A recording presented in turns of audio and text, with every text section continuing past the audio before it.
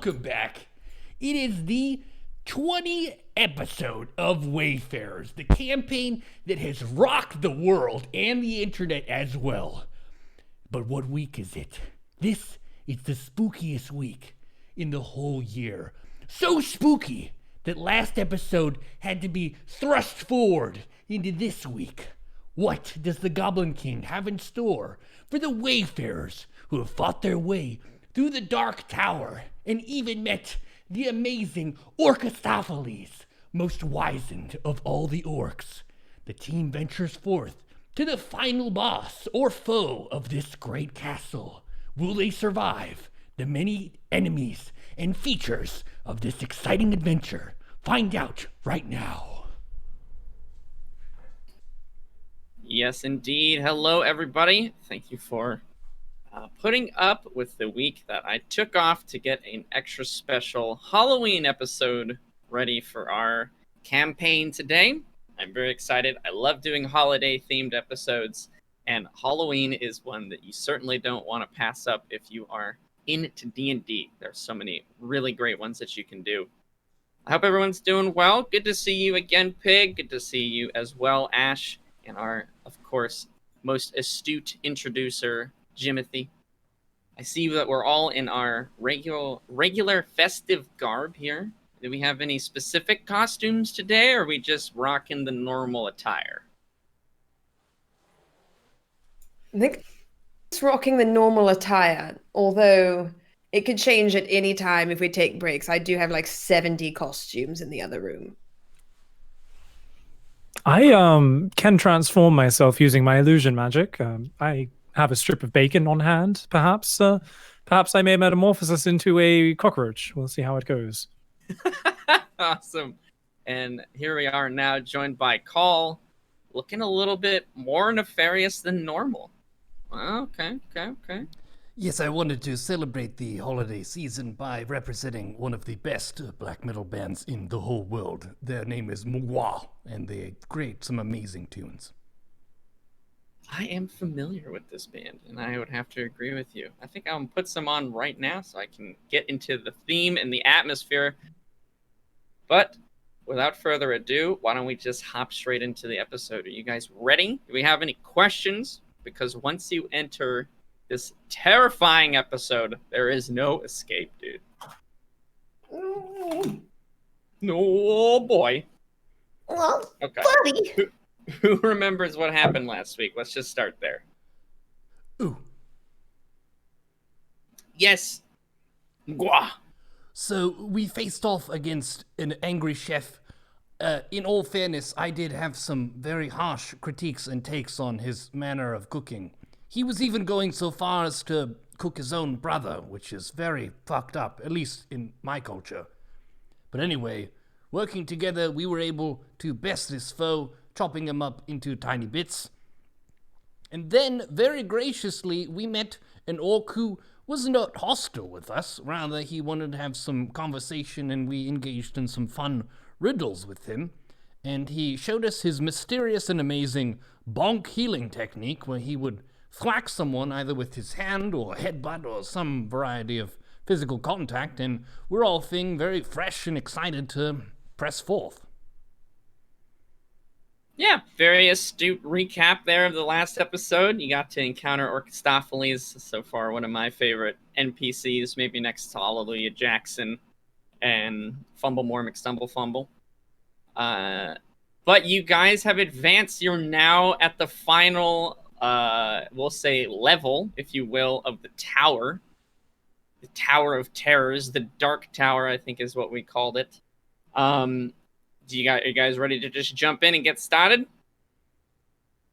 Affirmative. Roger that. That's a good 10-4. Okay, so you guys have left the room of Orchestopheles, his library, if you will, and you traverse the stairway. There was kind of a spiral stairway in the corner. You've gone up. Another solid 10 minutes of travel, I would say, going up these stairs. You're not rushing. You guys have just been healed up to full from Orchestopheles' powers. And so you're now moving up the stairway very similarly to the enchanted one that you previously encountered. but this one you're sure you're making progress. You look out the different windows, the slats that are in the wall, and you can see once again that the environment is changing the higher you go.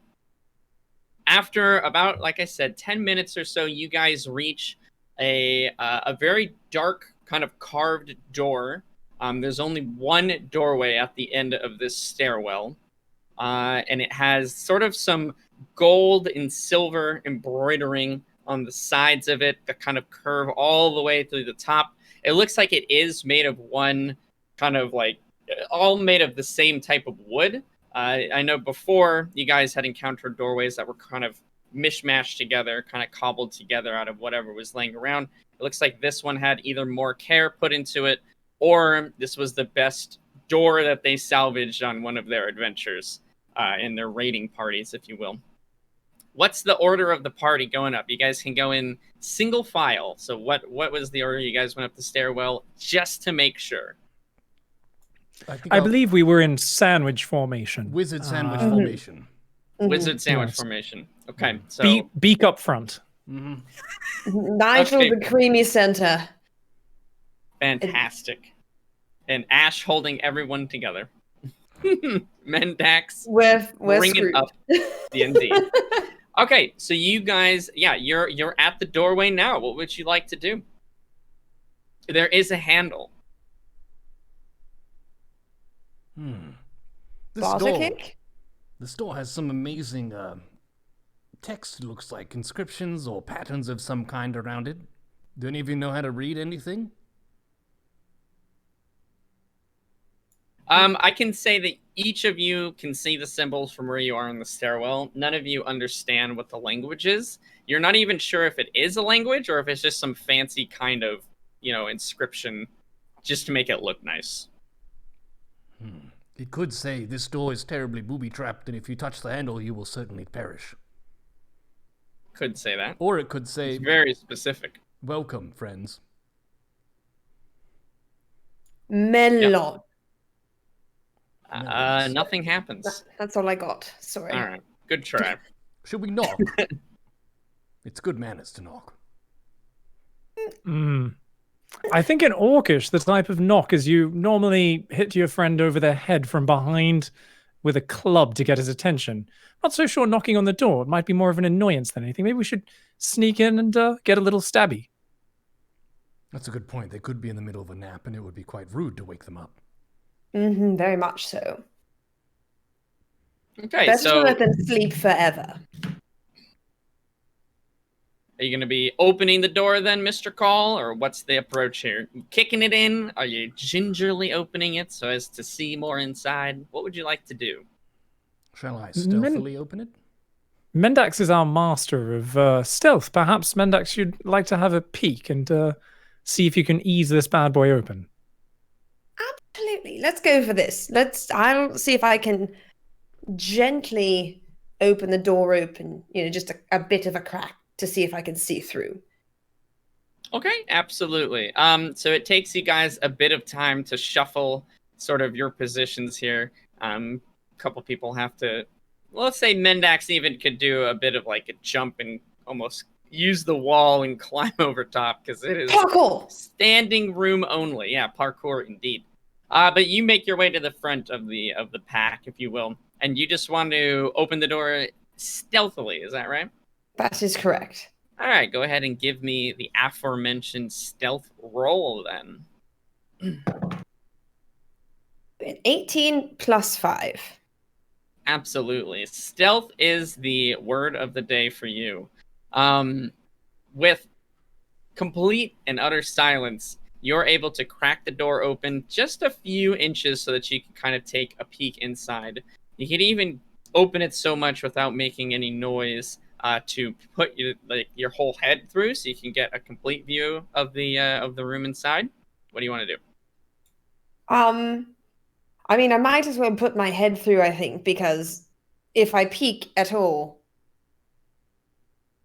I mean, it's pretty obvious when this tilts through something, so. That's true. Okay, going so for the whole head. Yeah, you open the door wide enough to kind of pop your head through, and you see a fairly well-lit sort of circular room here, made completely out of stone.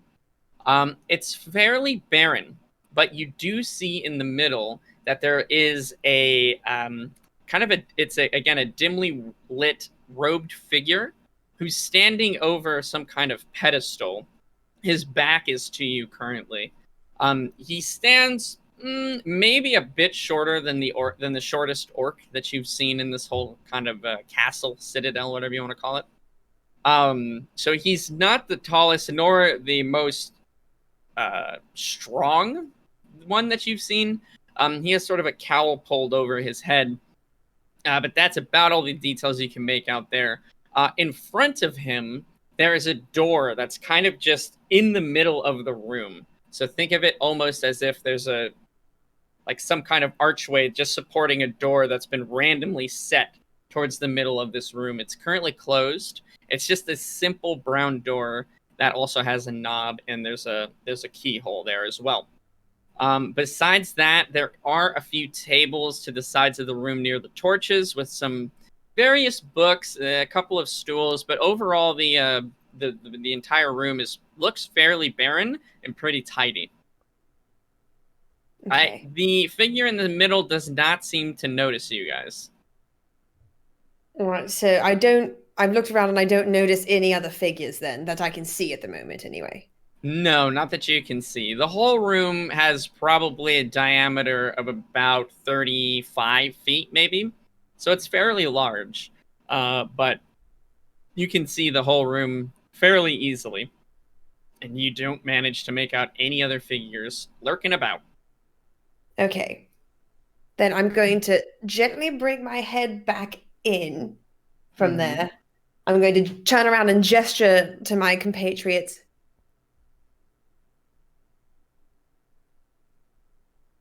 Saying one orc. I don't know if you can hear that. I'm not making any noise. Okay, so you whisper quietly to them that there's one orc in there. Just one. It's not really picking up your whispers too well, but I'm assuming that that's what it is. Yes, exactly. I'm being that stealthy. What? I see. There's an orc?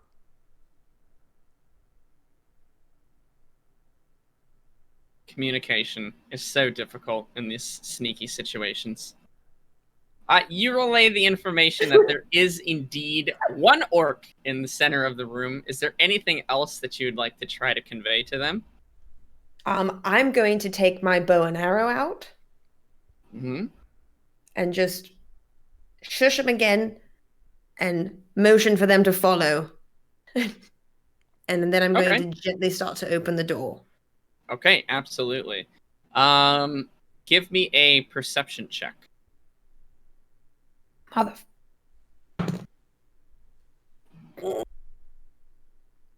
I have a roll to 3, but Fantastic. thank goodness I have a +1. So it's good. a 4. Okay, so you kind of feel less than hear that the door is going to make a terribly loud creaking noise if you open it anymore. Give me a dexterity save, but with disadvantage, to see if you can stop from opening the door any wider before you make that noise.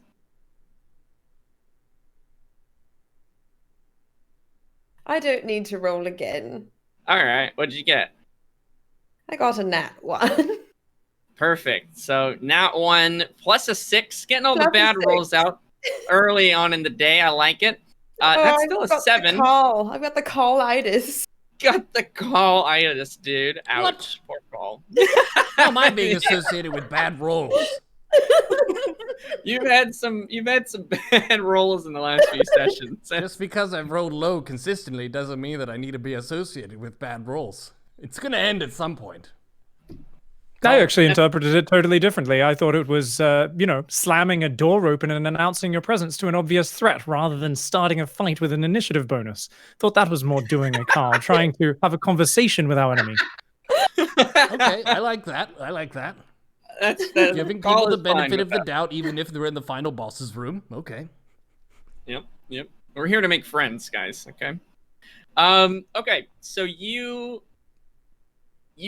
do not manage to stop yourself from opening the door any wider, and in fact, kind of in your panic, shove the door open a bit quickly, which makes, as you assumed, a very, very loud creaking noise that can be heard. It's almost echoing in the chamber amidst all the other silence. The only other noise you could hear, which abruptly gets cut off, was sort of the orc mumbling to himself.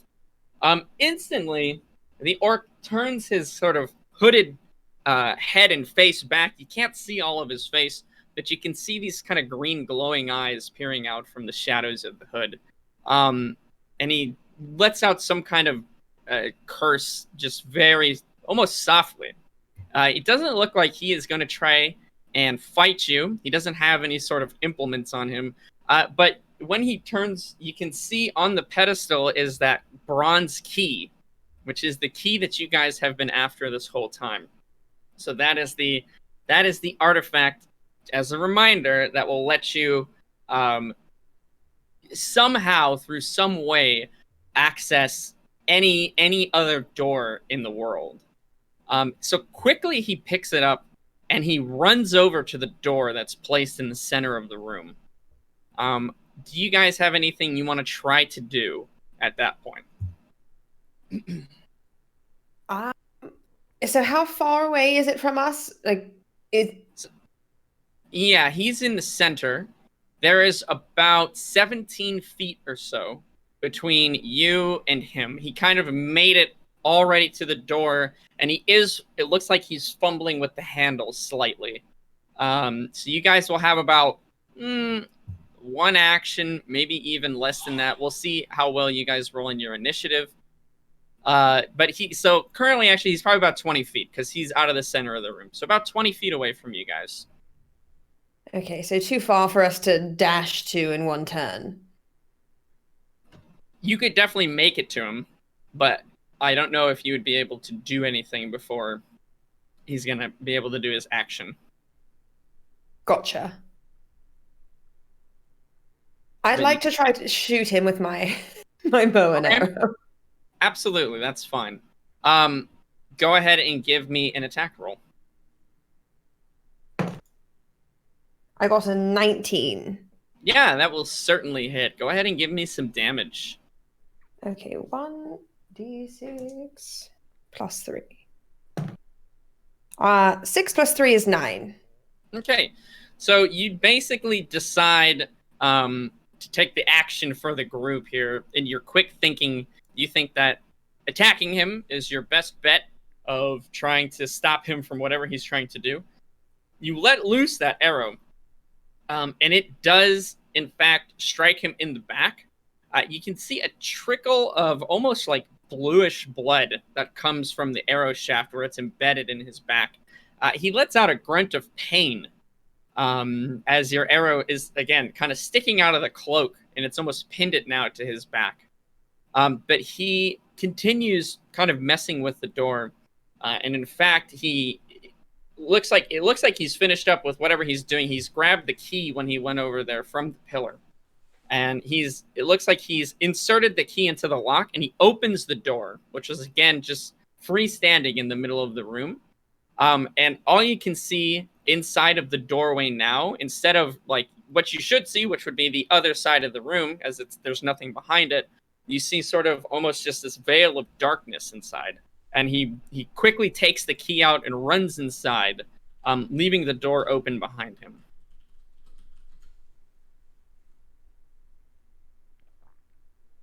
Can we follow the trail of blood? I say we follow. Yeah, so you guys can see the room. Basically, he ran in through this doorway into somewhere, which by your imagination, Nigel, this is the artifact at work, opening some kind of portal or somehow connecting to some other area of the world or even possibly plane of existence by using this key with the door in conjunction. That's the key. It's our only way out of here. The boats are returning. Quickly dive through before he has a chance to set a trap. But I'll be right behind you. All right. Fantastic. Who wants to run through the mystery doorway first? I do. Very- If Nigel is confident, then I should have 10 times that at least. Okay, perfect. Call, you make a sprint towards the doorway, your scythe in hand. Nigel, are you going to follow up behind him, or Mendax, would you like to take second? I mean, Nigel did say he was right behind us, so I think I'll follow Carl. Okay, fantastic. So we're going for wizard in the rear formation. I see. All right, so you all sprint towards the doorway before he can either shut it or set a trap, as Nigel mentioned. And Carl, you were the first one to make it through. Let me go ahead. We'll pull up the map of the area that you guys are now located in. Instantly, you're hit with a very brisk, kind of chill, cold wind. That is quite different from the environment that you are in. Standing above, in a tower over a literal ocean of lava and heat, you are now embraced by a very, very cold atmosphere. It smells sort of fallen rain and dew and grass. You're in a way different setting than you were before. You're in some thick forest. You see around you in this clearing that there are just jack-o'-lanterns kind of lit up and placed all around the sides of the circular clearing here. 5 of them all around the edges. And then in the center, kind of almost looks like growing from this patch of vines and thorns, there are just stacks and stacks of pumpkins, each with a different kind of menacing face carved in it, all lit up by a candle inside as well. As you take another step forward, Call, you realize that there are candles placed all over the ground as well, kind of lighting up the whole scene for you guys. Each of them, some of them are lit. Actually, most of them are lit. There are only a few that really aren't. And the doorway behind you has turned almost into more of this stone, demonic-looking face that has an opening kind of where the mouth would be. That's kind of the portal of which you've passed through. You're each now in this area as you've rushed through the door, and behind you, the face sort of closes, cutting off your exit back to the tower. There, again, are thick trees, sort of barren from leaves or grayed out by the light of the moon, that are kind of keeping you all tucked in as much as possible to this clearing. Anything you'd like to do? And your first sort of awakening into this new place? Well, I would first of all like to look around for the person who we were chasing after. Okay. Scenic as this location may be. Absolutely. Give me a quick perception check. We'll see if you can see where he went or where he is. I have colitis. Yeah? Did you roll a 1? No, better than that. What'd you do? A 20? A 2. A 2! Even better. We'll do a perception check for everybody, because after the bewilderment of this strange environment that you're in kind of fades away, your battle-hardened senses take over, and quickly you're trying to search for the danger that you guys were pursuing into this mysterious portal. So perception checks for all. 20. I also rolled a 20. So My apparently it goodness. really is a colitis. I see. All right. Mendax and Nigel, after but brief moments of searching, you spot the figure that you were pursuing through the doorway, floating about 70 feet above you, above the pumpkin patch in the center. You can see kind of a dot almost of the figure sort of just, floating up there. You can't make out what it is that he's doing. You can't tell if he's saying any words. You see his arms kind of moving back and forth in some symbols or kind of ritual movements. Nigel, give me an Arcana check.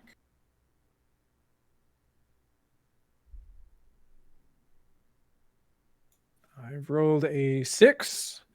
And 6. I think I have a +5, so that's 11. Okay. Though you're not sure exactly what the spell is going to be used for, you can tell that he is casting some sort of spell. kind of a ritual, which takes more time than your regular spell. Call, you notice that with your 2, you notice that the ground is wet from maybe a recent rain, and that there is a patch of mushrooms behind the door where you guys were just at. Oh, look, mushrooms. I'm very perceptive. Cragbag is up there. Take him down. I'm going to immediately shoot a firebolt at him. All right, go ahead and give me, what is it? Is it to hit roll or I can't ever remember with firebolt. Just a spell attack, I believe, with firebolt. Give me the firebolt, my friend. I rolled a 10 plus 5, I believe, so 15. 10 plus 5, 15. Absolutely. That is going to be enough to hit him. Give me a damage roll. Where is my D10? I think I found it. There we go. 4. 4. All right, so you, using your quick senses, realize that you need to stop him from whatever it is that he's casting. You fire off a firebolt, which streaks through the air, through the night sky, kind of adding a flash of heat to the nearby area just for a moment as it propels itself towards the orc. Just moments before it's about to hit it, it looks as if he finishes his arm waving that he does, and a blue sort of barrier appears around him. The firebolt is reflected off in another direction, essentially. So it kind of bounces off of it and does no damage to our orc wizard. You recognize this as, well, basically exactly what I described it. He's cast some sort of shield in order to protect himself from your ranged attacks. How strong it is or what it's weak to, you cannot make out. Damn it. The fact that he's floating 70 feet in the air also tends to be a bit worrisome.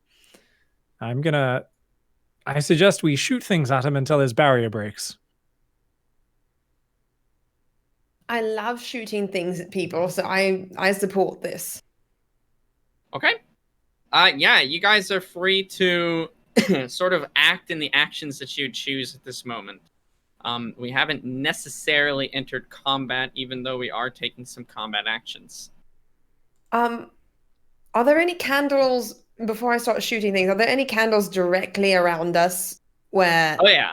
I could knock it over and light my cloak on fire?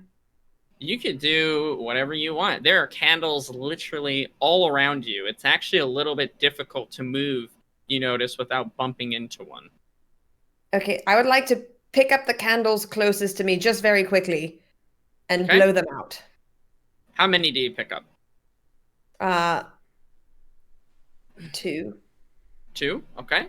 So you pick them up and you blow them out for what purpose? You're just like, yeah, we're going to do this. Or... We're about to be running around and I'm not trying to knock things over and light myself on fire. Oh, I gotcha. Okay. Yeah. Fire safety first. Exactly. Okay. Understood. I do have a bit of defense on that because... Yes, you do.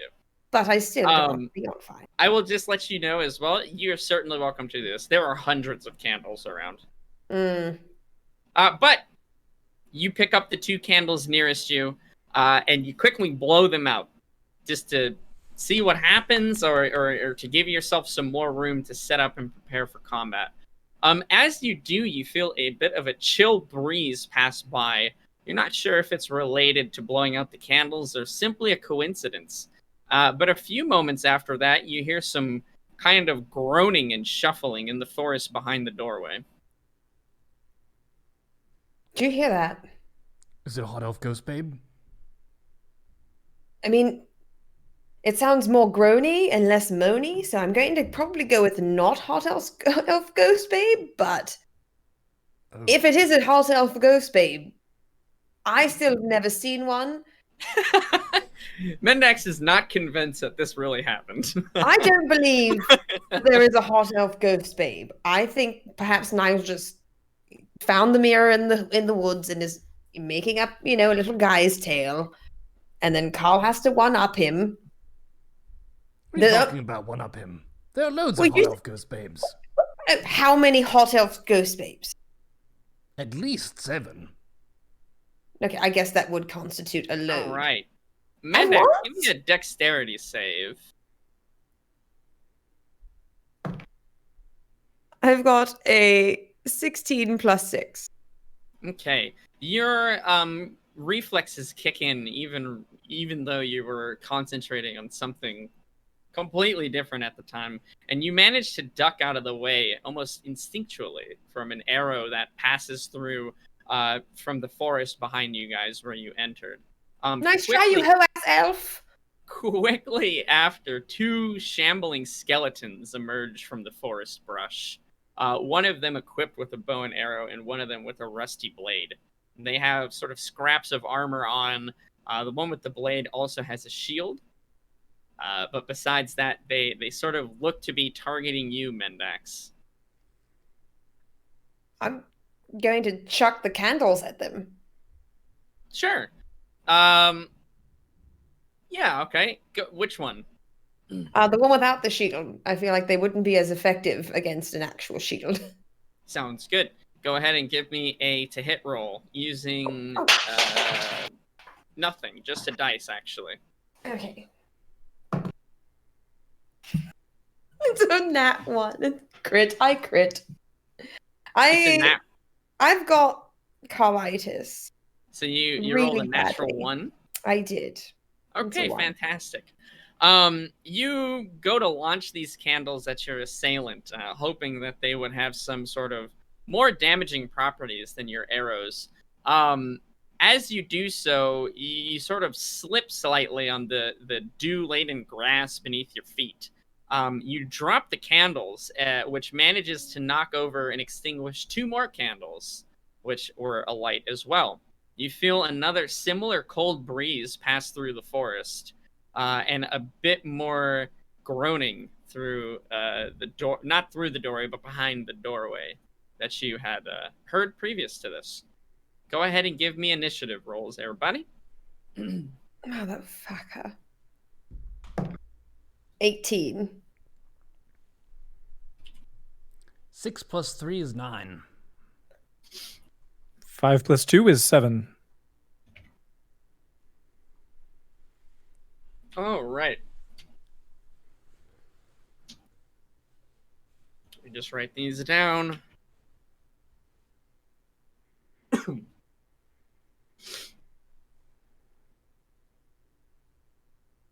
Fantastic. Mendax, that was your turn. We'll move over to Call then.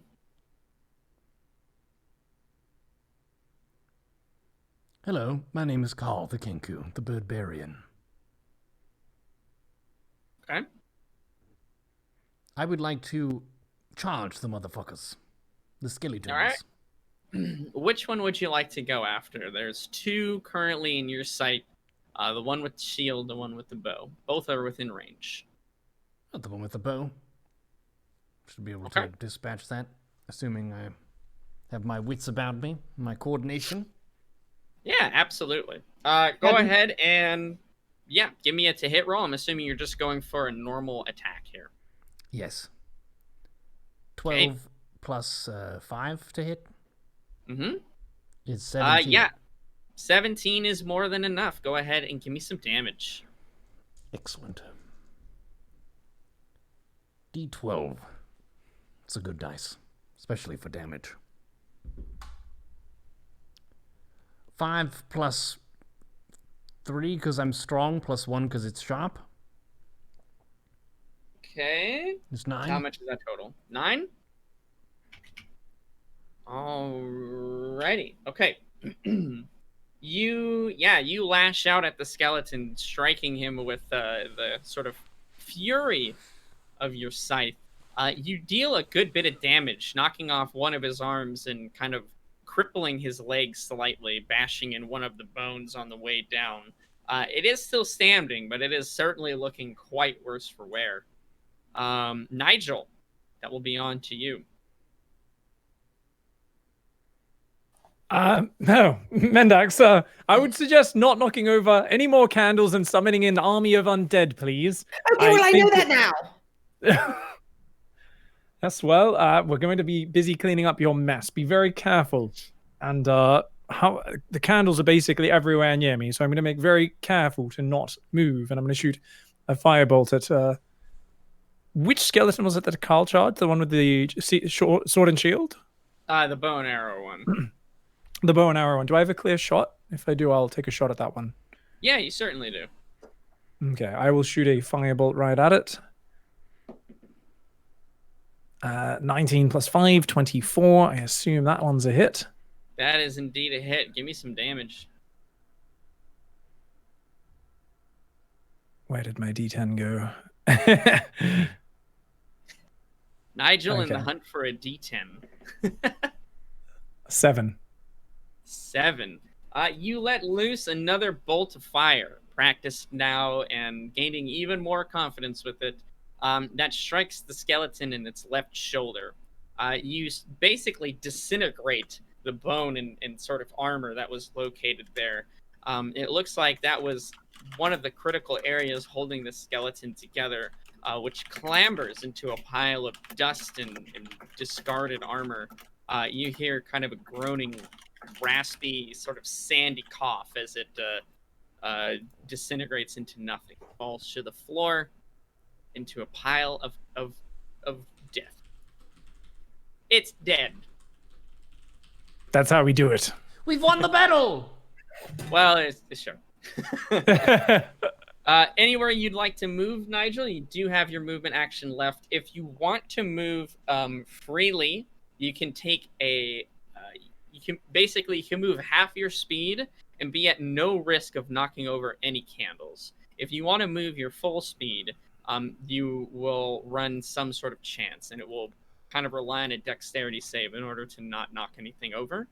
To give you a bit of perspective when you're looking at this map now, you guys are basically at the 12 o'clock. The skeletons kind of emerge from the forest currently at the 11 o'clock position here in this ring. Between the pumpkin patch in the center and each of the giant pumpkins on the sides, there's probably about 15 feet, and the whole clearing itself is actually a bit more than that, now that I'm thinking about it. There's probably about 20 feet between each pumpkin and the pumpkin patch in the center, making the entire diameter of the circle 40 feet wide. Or maybe about 45 or 50, I guess, since it's a pretty large pumpkin heap in the middle. Yeah, sure. 45 to 50. Just quick maths. Quick maths. So we're currently standing near the north. I'm going to try and step through towards the pumpkin heap, and I want to try and get a closer look at the kind of vines and inside the pumpkins. So I'm going to just kind of step closer. Sure, sounds good. You step closer to the vines, which you can see are terrible-looking gnarled branches, all with like miniature spikes. You would call them thorns, but they look too menacing and huge to be called such a mundane annoyance. It looks like they would be quite painful if you fell on them or anything of the such. You get about as close as you can without endangering yourself from the vines, and you inspect the pumpkins. They're exactly what you would imagine. They are jack-o'-lanterns. They look like they are fresh pumpkins with carved faces, all of them different. They're supposed to, enact some kind of menacing-looking creature, usually to ward off spirits in this world, but they're at this point more of a tradition than anything else. Inside of each one of them is a candle illuminating the entire pumpkin. They're on the side that you're at. You probably can count an easy 40 pumpkins just from the side that you're standing at. So it is a veritable mountain of pumpkins here. All different shapes and sizes. They're not uniform. None of them are carved with the same face or features. Who carved all these pumpkins? It must have taken quite a while. I'm tempted to stomp on one and see what happens, but considering they have candles inside them and what's happened with other candles being knocked out, I'm not sure. I think I'll hold back for now. If you stomp on that goddamn pumpkin after lecturing me about the 2 candles, I'm going to shove that wand somewhere if we get out of this alive. I'm just saying. But would it be okay if I smashed a pumpkin? Oh yeah, you can smash all the pumpkins. Okay. Double standards. The wizard never gets any impact. Yeah, so there's your inspection of the pumpkins. We will continue forward with the turns here. The wizard does something, and now we'll move to the skeletons. So the shield skeleton call is going to move over to you. Actually, you went down to the bow skeleton. No, the shield skeleton is going to try to shamble over to Mendax and hit you. What is your armor class? My armor class is 15, but I think I have a +1 from my cloak. Okay, is that accounted for? Let me take a look here. The system is very smart, Okay. so sometimes it does. Yeah, it does actually account for it in that. Okay, so it was 14 plus. Yep, so you have 11 Okay. from your armor, 3 because of your dexterity, and then the +1 because of your cloak o protection. So fantastic. All right, he is going to try and do an attack at you. Let's see. These guys are not crazy deadly, but let's see if they manage to Don't you dare. weaken us up. So the skeleton winds back with his sort of rusted blade that's snapped in half at a point here. It's more of just like a steel sharp object than an actual, weaponized implement here. He winds back and brings the blade down with surprising speed. So surprising that you're almost unable to dodge out of the way, but you quickly sort of do a pirouette and move yourself to the side, evading his blow and not taking any damage here. So you're all G. Skeleton kind of looks at the ground where his sword is kind of stuck for a moment, lifts the blade out of the ground, and then looks over towards you again. After that, Call, give me... Your AC is 17, right? Yes, it is. Alrighty. Let me see 7 this fucking then. 10. 7 fucking 10, dude. Can't touch Okay, this. you hear the rustling of branches in the bushes as a skeleton sort of emerges right in front of you, bringing down the short sword that he wields. This time he is able to connect with his target, though, and is able to pierce through the thick hide of our bird friend here. At the same time, an arrow sort of shoots past your face, flinching in response to the pain from the short sword. Made you step out of the way of the arrow's path. So you don't manage to take any damage from that, but you do take 4 damage from the sword. Oof. Well, I guess that's first blood, since technically, even though we scored, there was no blood, because it's a skeleton. Oh no, wait, we hit the guy with the arrow. You hit the guy. He is Good dead. job, Mendax. Yeah. And you killed a skeleton before this. Mm. So you guys are up a few bloods at the moment. That I so. apparently damaged their fine home furnishings, which really pisses off skeletons. Mm. That's It right. does. Don't damage the fine home furnishings. What do they teach you in these schools about undead these days? Don't damage their fine home furnishings. All right, but that is it for my baddies. Mendax, it's back up to you. What would you like to do? Narrowly avoiding the rusted blade. I'm going to use my rapier that I picked up, and Okay. I'm going to attack the one that's closest to me. Okay, sounds good. Go ahead and give me some to hit rolls. I got 11, and that's a +5, so 16.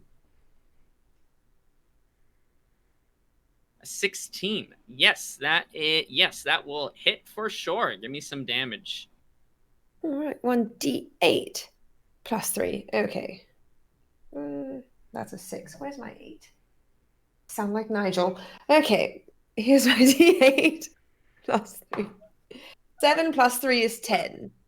Okay. And do you have a second attack you're doing? I don't know if you have any daggers or anything else you can do a second attack with, but Oh, I can. I mean, yeah, you can. I You've do always have a been able to. dagger. Yeah, you've always been able to do that. Oh, well then, You have hell two yes. weapon fighting. Your second weapon, you don't get all your bonuses, but you can definitely attack with it. Oh, damn, I will attack with my dagger then. All right, let's see it. So you can do a. Let's see here. I don't believe. No, yeah, you still get your bonuses to hit. You just don't get your ability modifier to damage. Yeah, so you Okay. can do a regular attack with like a dagger at a +5. Okay. So do I have to roll to hit on that one as well? Yeah, they're Okay. two separate rolls. Okay, 15, then +5. Yeah, that'll hit for sure. And then just a straight up, I think if it's a D4. dagger, it's just a D4. Yeah, damage. You don't Okay. get any ability modifiers to that one. And I got a 3. A 3. All right, you kind of 1-2 punch. You bring the rapier in close and sort of jab it into the chest cavity of the skeleton here, breaking several bones in its sternum as you do so. And you bring the second weapon, your dagger, down sort of into its head, cracking its skull and sort of shattering it as it stands there. It crumples down into dust as well. Another skeleton defeated. Yeah, man, 2-weapon fighting. What a disappointing little boner. And then I turn around to see what else is happening. You see Nigel inspecting the pumpkin's incense. Nigel, you think that comment may have been at you? You're not sure.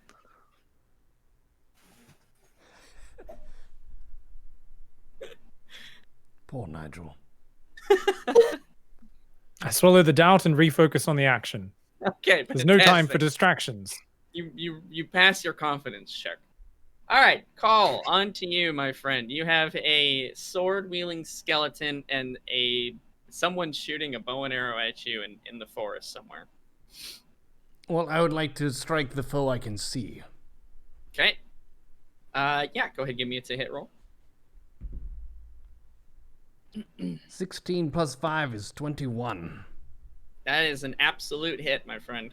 Go ahead and give me a damage roll. Getting in the battle rhythm. 21. That is a respectable roll. 11 plus 1 because it's sharp, plus 3 because I'm strong is 14 damage. Oh, man. Yeah, you, with the pent-up aggression and anger from your previous attacks, you strike the skeleton down where it stands, your scythe cleaving easily through the dusty bones, holding this shambling figure together. Yeah, it crumples to the floor, the bones sort of separating into their various parts, and dust rising from the earth that it hits. I would like to do a quick, like, dance after that. Okay, absolutely. You dance it out as if we were playing some Fortnite, my friend. Well done, Carl. Watch your footing, though. Please don't knock over any more candles. Wonderful. Nigel, what would you like to do? Or Carl, would you like to move anywhere? You technically have your move action left. I would like to do a little shoulder shimmy for half of my movement action. Okay. And then just try to ascertain where the arrow was coming from. Yeah, give me a quick perception check. He's sort of hiding out there in the woods. It's going to be an 11. 7 plus 4. Or sorry, 7 Okay. plus 3 is 10. You can nail down the general direction that the arrow came from, but you don't actually see anything out there. Okay, I will ready myself for arrows coming from that direction. Okay, sounds good. Nigel, on to you, my friend. I am. Well, I've read that in many mythical battles, and some which are supposedly factual accounts of warriors who fought dragons, whilst their scaly hide made them near unstrikable to weapons, there was often a soft spot in the underbelly. And hopefully, I hope Kragbag, our friend, now that I am close to the pumpkins and nearly directly underneath, I'm going to go for a bit of a nasty uprobe shot with my firebolt. So, going to see if I can catch him, and maybe there's a hole in the force field somewhere. All right, I like it. I like the logic. Go ahead and give me a to-hit roll. It's 2 + 5, 7. Unfortunately, you aren't even aren't even able to connect with the barrier that's sort of shielding him as your firebolt goes wide. Maybe the wind catching it, or your aim may have just been off at such an awkward angle. It's hard sometimes to get the right perspective with the pumpkins so up in my face, but I'll get him on the next shot. Fantastic. Anywhere you'd like to move? Anything else you'd like to do? Can I just kind of kick the edge of the vine? Not too hard, but I just want to kind of kick the vine a little bit and see if it's crumbly at all or if it's super, super strong. Without, if there's a non-spiky bit, obviously I don't want to stab my foot, but yeah. Yeah, I mean, the whole thing is pretty gnarled and twisted, but you can probably, I don't know if you'll like full on kick it, but you could like tap it with your foot. You do so, and almost instinctually, the vines retract somewhat. You can feel the entire bed of vines on the ground sort of shiver slightly in a wave. So you can tell that whatever it is either alive or has some reaction built into it. Fascinating. All right. That's it for me for now. Fantastic.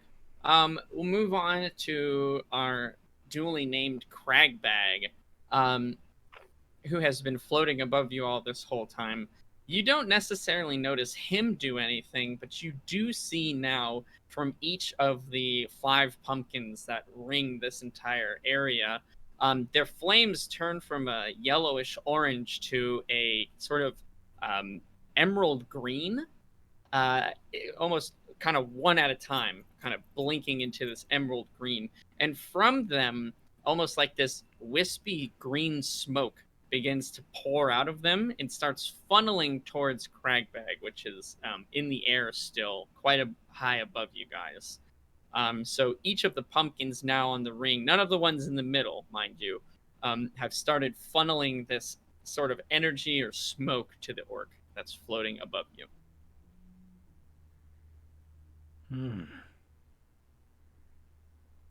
And then we have our, of course, bow skeleton who's still chilling out there. Let's see. He shoots another arrow at you, Call, which goes wide once again. This time you are able to figure out the direction, and you see now the skeleton that's sort of standing half behind a tree. Maybe some sort of small level of intelligence to look for cover before attacking his target. I see you there, skeleton. He misses, and the arrow snaps on the back of the stone kind of doorway face. Mendax, up to you. Okay, and I noticed the green smoke coming from the pumpkins as well. Yes, everybody can see this smoke. It is not subtle. It is a very dramatic change. Can I see where the bow skeleton that's shooting at Carl is? Yeah, Carl could definitely point him out to you. Okay, then I'm going to take my bow and arrow out instead of my rapier and my dagger. Carl, where is that? Where is that skeleton? He's right over there, by that tree. Literally in a forest. Well, if you notice, I'm only pointing one way, so that rules out a lot of other directions. Like 10 trees. If the tree was a person, who would the tree look like? I believe it's the Gary Busey looking one over there. Thank you, Nigel. Thank you. That's all I needed. The Gary Busey tree. Is that right, Carl? I don't know who Gary Busey is. That's probably for the best. He's effing crazy. And quite unattractive. Okay, I would like to shoot an arrow. Wow. Okay, I know that at some point there was mistakes made, and Gary Busey, I believe, was people's sexiest man at some point in the 90s, and I don't know what they were on at the time, but let's all be honest. Gary Busey is a pass, not even a bagger. There's no bringing him back from that. There's just nothing. Hard pass, or probably very soft pass on Gary Busey. I have no reference for who that is, so this all just looks strange to me. Can we put up a picture of Gary Busey on the map? We need to mark that tree.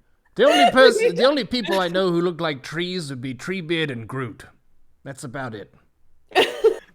Wow. You guys are so mean.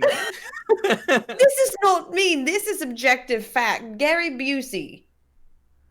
It's like a mad scientist with the teeth of Mr. Ed and the sexual chemistry of, I don't know, the kind of residue that you find on the bottom of a club bathroom at 4:30 in the morning. That's Gary Busey. And I believe he probably has like cold cuts seeping from his pores. He smells, I'm sure, like very warm salami. What? This is brutal. What did he do to you? Okay, I just wanted to check with the dungeon master how much damage. How much damage would that deal to Gary Busey when you hear this roast? I mean, he'd have to do a wisdom save first to see, and unfortunately, he's unavailable to make that roll. Needless to say, you are able to point out the very specific tree that's out there and that you apparently have unwarranted hatred for. This is not hatred. This is just pure, this is just facts. I didn't say he was a bad person. He, by the way, feels very bad. To orphans all over the world. He could be a very nice man. He's just not a very nice looking or, I'm sure, smelling man. The tree's confidence is absolutely crushed at this point. Just destroyed this poor tree's happiness. Okay, then I am going to stop mocking Gary Busey tree. I hope you're happy. I mean, now I know exactly which tree it is. That is a very specific reference, so I am very happy. And I would Honestly, like to. The skeleton at this point kind of just packs it in. He whispers an apology to the tree that's next to him and just kind of walks away. It's very awkward. Just nah, man. Say me, dude. This isn't what I'm here for. Fuck that! No, his friends tried to kill us. I'm going to shoot at that skeleton, even if he does try to walk away. All right, you go ahead, but just know that you're very mean. Wow. I'll take it. That's fine. Fuck that tree. I'm going to burn it down after this is over. Good Lord. Do the rest of the forest a favor. All right. All these other trees have to look at it. It's the damage by association. Okay. Jesus Wow. Christ. Gotta make sure I work on my aesthetics so I don't get on Mendax's bad side and end up on a magazine and get roasted 15 years later. Okay, Carl, I would never, unless you look like Gary Busey. Just look up Gary Busey right now. This is objective. How did we stray so far? Oh, that guy. Oh no. Oh, I recognize him. Perfect. Oh, jeez, Louise. I'm just saying, he doesn't wash properly. How could you know that? He just looks like a shouting man to me. No, I think there's, he probably can grow penicillin in his crotch at this point. I don't think there's enough mold growing there. You better be careful. Gary Busey is going to make an appearance in phase 3 of this boss fight. He's like, can I tell you that his bite damage would be something awful? Wow. Geez. Oh my God. Wow. Oh, I can't. We have stepped on some kind of landmine here that we just were not aware of. This is all Nigel's fault, dude. Nigel could have picked any celebrity. Any person in the world, we wouldn't have gotten this far into the weeds on Gary Busey. But in 1988, Busey had a serious motorcycle accident in which he sustained a fractured skull and permanent brain injury. This is why he chose a charity that helps those living with brain damage due to head injuries. Well, now look at this. Actually, no, that's very selfish. Why didn't he care about those people before it affected him? Oh, for fuck's sake. Oh, God. All right, Mendax dies. Now I care about character. Mendax has died, and she has to re-roll and play as Gary Busey. Now I care. Yeah, I didn't say he was a bad person. I just said he's, fuck me. And probably has a moldy crotch. It's very simple. I can definitely see some lichen growing on the tree. Yes, it doesn't look like it's been. Can I just say, Louis Pasteur That's, would have had a field day with those nethers, is all I'm that saying. the comments of Mendax here do not reflect us here at Wayfarers and our feelings towards You anybody can named clip this Gary. and tweet it to Gary Busey. Jesus Christ. That's up to you, dude. Amazing. That's up to you. Halloween episode out. It's just done now. Where do we even go from here? How do we get back on track? Who is going to try to attack skeletons after this? I just don't even know. I feel like I should give the tree a gentle pat just to reassure it a little bit.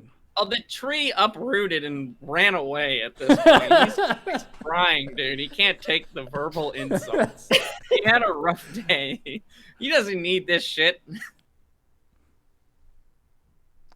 Well, there goes the tree. And the skeleton. I guess that solves that. Okay. Mendax, why don't you target it at that guy? Okay, sure. Yeah. I guess I'm shooting at this guy. I can't see his face yet, so I don't know what celebrity to compare him to. So we'll just go ahead and shoot. Actually, no. Well, is it your turn? I've not wasted Yeah, my- it is. This is our turn. It's still my turn. I've not done anything other than... All you've managed to do is insult famous people. Had I known this was an option, I would have been yelling at things the entire campaign. No. The tree is still there. The skeleton is still attacking you guys. It's all- Okay, it's then all I'm still shooting at the skeleton. there. Okay, I'm going to shoot at the skeleton. go ahead. And I got a 14 plus 5. You know what? You miss. Okay. Go ahead and now to Nigel. Nigel, your turn. What would you like to do? Pissed off the Gary Busey fan club, apparently. You're just mean. It's not me. Look at him. Okay. It's okay, tree. You're not the only one that she insults. That is true. It is true. All right, so just to recap where we're standing right now, okay? There are the 5 gigantic pumpkins on the sides that have all now started spewing out green smoke that are funneling towards the orc wizard that is levitating up in the air. There's a skeleton that's shooting at you guys, and Mendox is going on a tirade about how much she hates this individual. So go ahead as you choose. I don't know how you follow this up, Nigel, to be honest with you. So that's on you, my man. Well, after regaining my confidence from earlier talk about uninspiring boners and all sorts of other things, Gary Busey trees, I gather my thoughts and I assess the situation. And whilst my 2 comrades are very occupied by a bunch of honestly mediocre skeletons who aren't much of a threat, I need to gather my wits and try to figure out how to deal with the real threat, which seems to be gathering some sort of energies. And is there any sort of experience, maybe, or something I've read about to do with kind of channeling powers from artifacts or ritual circles or something like this, where I maybe have some context for what Cragbag might actually be doing? Yeah, certainly. Go ahead, give me an arcana. Let's see how much you recall from this type of ritual magic here. 13 plus 5, 18. Yeah, certainly. So this is it is used in sort of very high level, powerful rituals where objects of or artifacts, sometimes they're magical in their own right, can be sort of sapped of their energy in order to achieve some sort of greater effect. So that is very similar to what you see happening here with the pumpkins. It looks like whatever they're doing, they're sort of being drained of their magic or energy, and it's transferring to Cragbag. You know that breaking any sort of magic artifact will normally disrupt, depower completely, or at least weaken whatever ritual is being cast.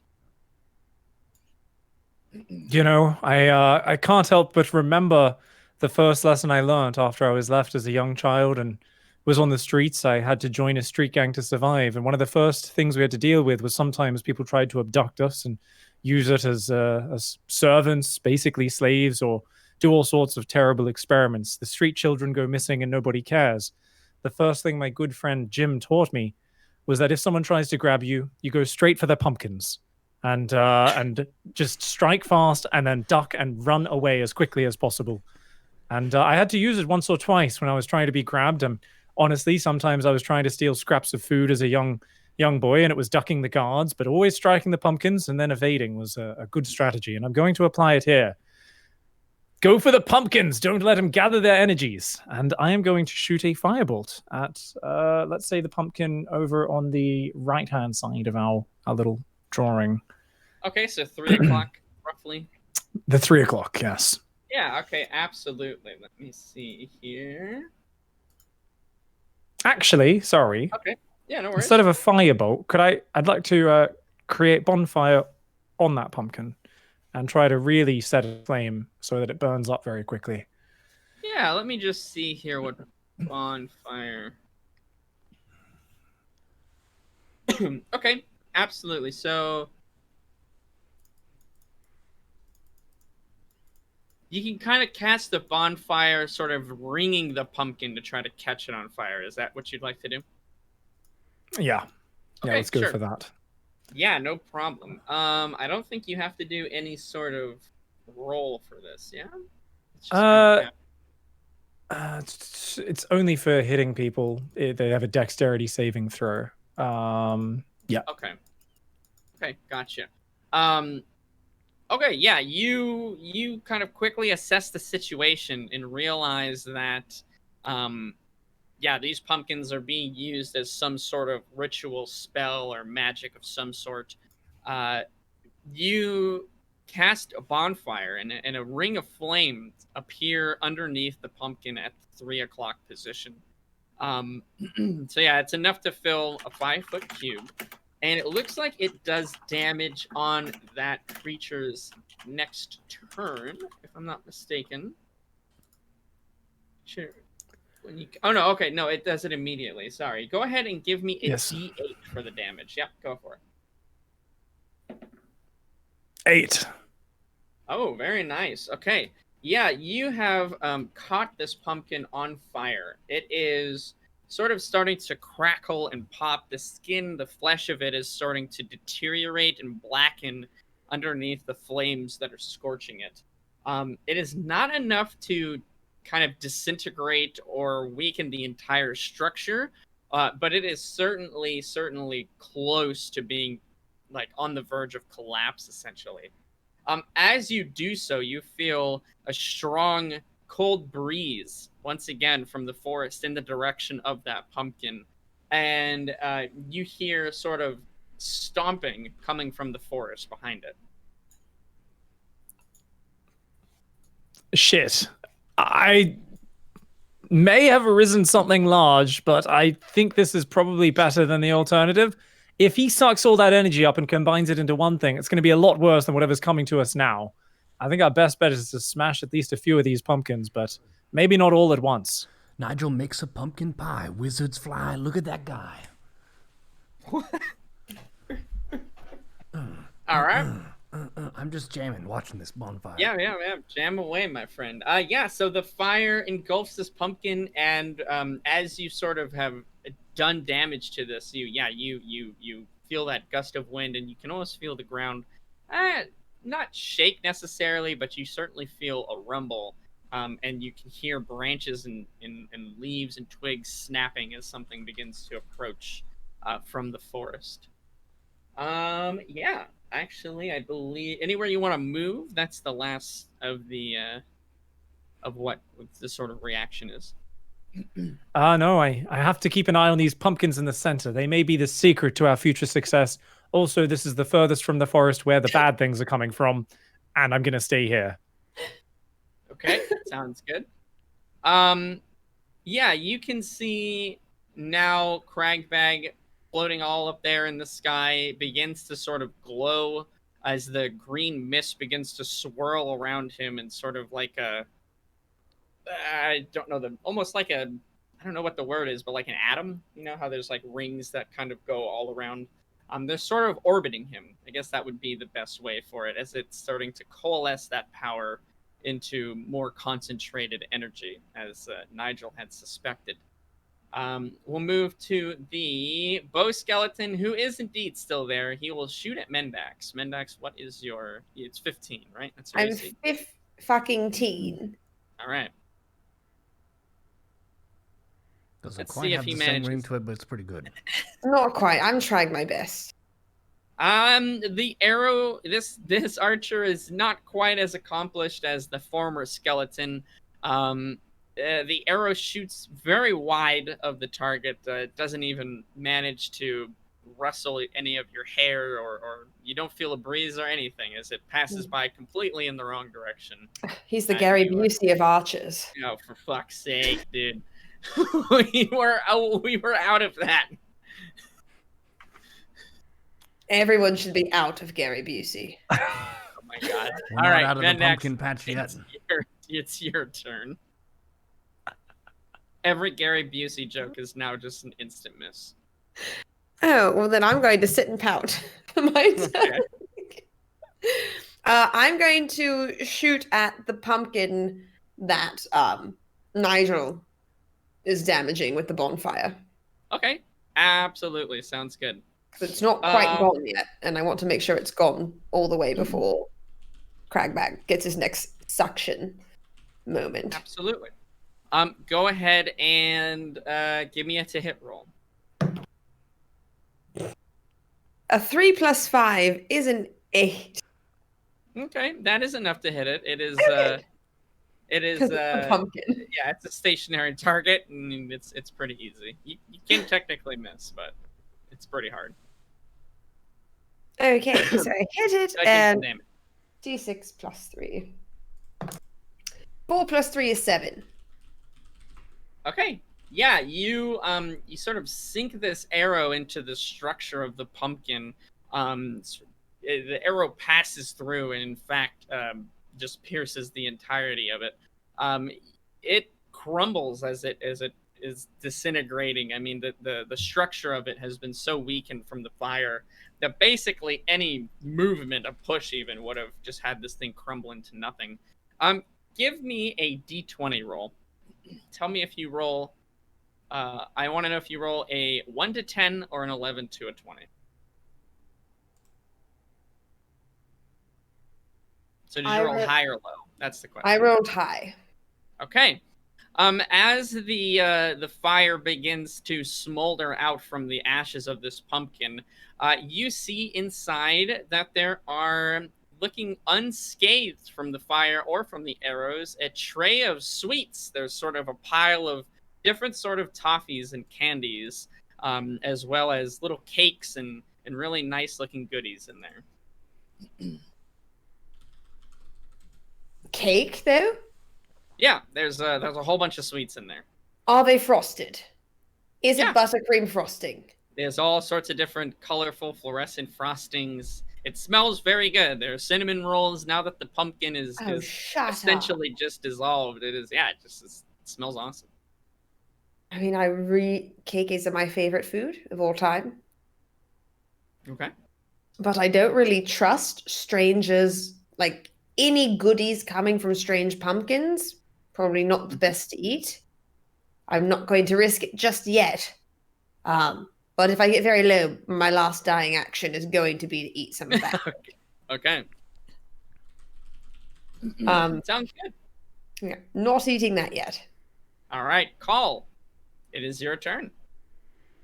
This has been a very confusing evening for me, but I'm trying to Okay. keep my head on my shoulders and maintain the correct criteria of what is an enemy. I was being distracted by a particular tree. I was just trying to describe it, and we got into some kerfuffle about who it looks like. Is the skeleton still there? Yeah, he is still there for sure. Have we just been awkwardly looking at each other while Mendax is going on this tirade? I mean, last time he tried to shoot Mendax, but is a very poor shot and has been so far unable to do any damage to any of you. Has the thing that was thumping about heading in our direction arrived yet? Nope. Okay, well, I'll go and chop up this archer in the woods then, I guess.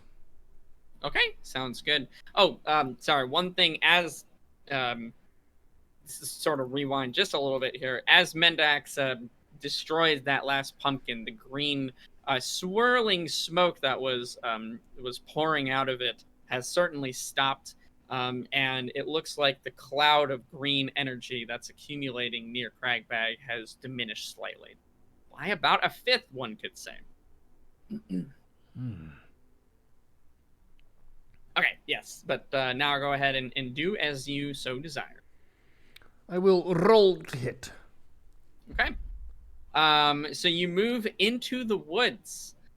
You feel instantly cold and extremely alone and scared. Give me a wisdom save. I rolled a 20, but that Okay. was before you gave this description. Yeah, no worries. Oh, well, wait, was that a 20 to hit him, or was that a 20 for a wisdom? To hit him. I see. Well, give me a wisdom save. 11 plus 1 is 12. Okay.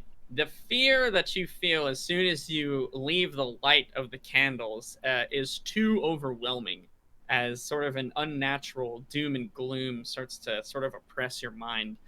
You feel that there are eyes everywhere watching you, and that there's movement all around you. It's all you can do to stop from yelling out as you move back into the light of the candles, where you feel safe. Whoa. That is the spookiest wood I've ever been in. And I think it would be wise if we stopped cursing the name of Gary Busey. Well, I mean, Ash did seemingly disconnect, so it might be a part of it. Perhaps it is actually such a spooky wood that matches the hot elf ghost babe. Perhaps that's what she's been looking for this whole time. If Gary Busey is your hot elf ghost babe, I pity you. Oh my god. I'm going to just have to now make an NPC about this. It's not Treebeard, it's Tree Busey. Yeah. So that consumed my action going into the woods. Yes, that did consume your action. You could still go for a bit of movement if you like. I would like to very grimly shake my head left and right, as in, no, don't go into the woods. Okay. We'll move on to Nigel then. Nigel, the pumpkin has essentially dissolved and deteriorated into sort of just like piles of charred and crisp pumpkin flesh.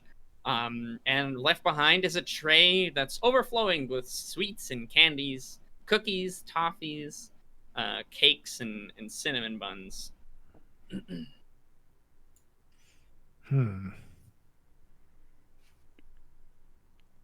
Trick or treat? How about burn? I'm going to create another bonfire, I believe. I think that's the only treat I'll be giving to these bloody pumpkins. As tempting as cake seems after this arduous journey, we've been in that shitty tower for a long time. I really wanted to eat some of that roasting meat before, but I'm kind of getting hungry. Thankfully, I haven't poisoned myself yet. Let's stay ahead of that. I am going to go for the pumpkin that is in the kind of 1:30, 2 o'clock And I'm going to set a bonfire once again, ringing that and try to burn it down. Okay, go ahead and give me a D8 roll, as the bonfire that was originally around the 3 o'clock pumpkin has been dissolved, and now you're transporting it over to the 1 o'clock one. 3. A 3, all right. One moment.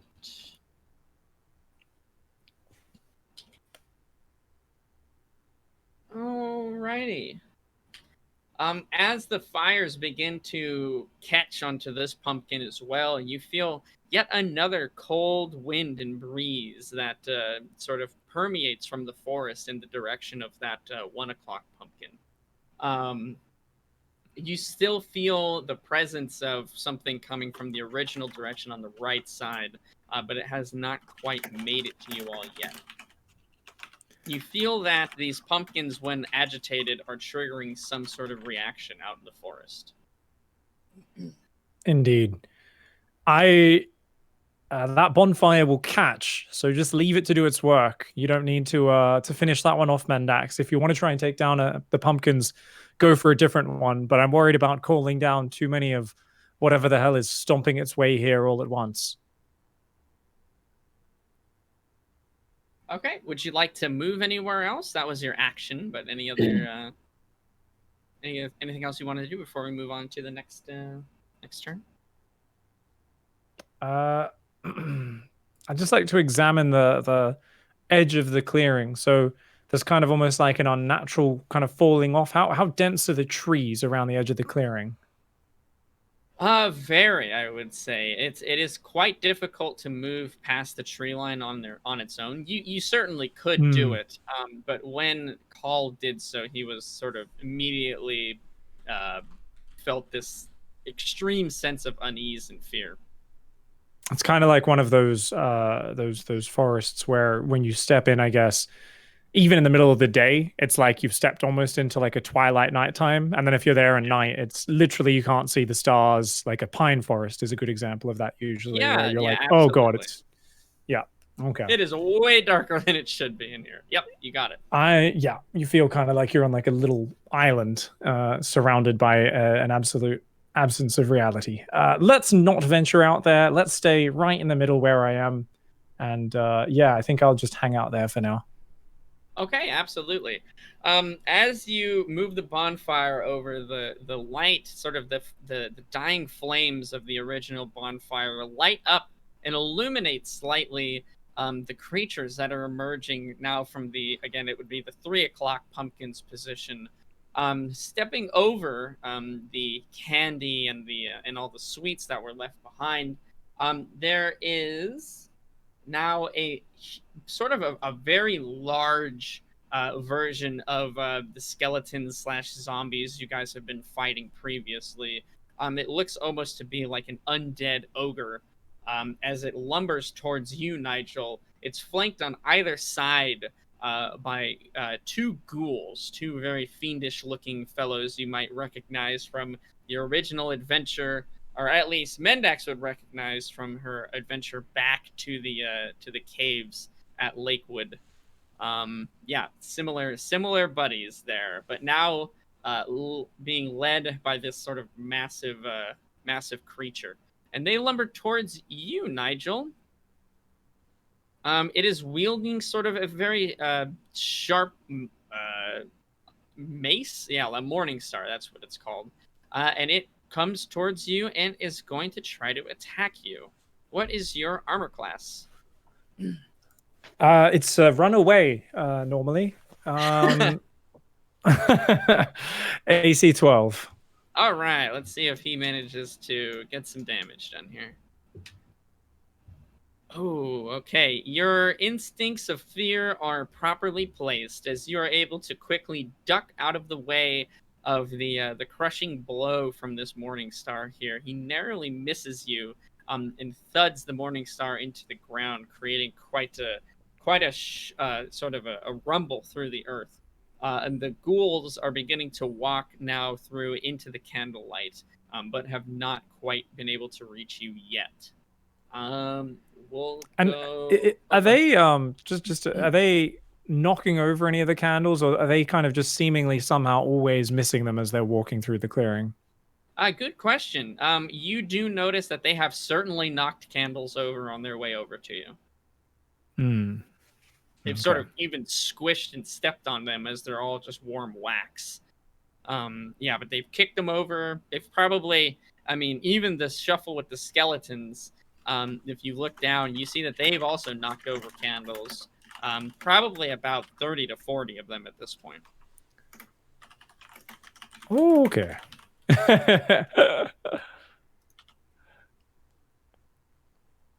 Okay. So that would be my fiendish friend's turn. Let's see, how much damage does that bonfire do every round here? Is it just another D8 every time? I believe it's just a D8. Let me check. Create bonfire. Any creature in the bonfire space when you cast the spell must succeed on that. Creature must also make the saving throw when it moves into the bonfire space for the first time on a turn or ends its turn there. Okay, yeah, absolutely. Yeah. So go ahead, give me another D8 for the pumpkin that you set aflame earlier. Yeah. The 1 o'clock pumpkin. But does it fail its dexterity save? What a It surprise. does, in fact. Pumpkin, You're not the most essentially dexterous. burning down a house. It cannot move out of the way of danger. I just bumped into another one. That was 3, though. Another 3. Okay, absolutely. Sounds good. Fantastic. Okay. We'll move to Mendax. Yeah. So basically, Cragbag is still coalescing the energy in the air. Everyone give me a perception, actually. I've 6 total. 9 total. Sorry, that was perception, right? Yes. 22. Woo! All right, Nigel, you are the one to notice this.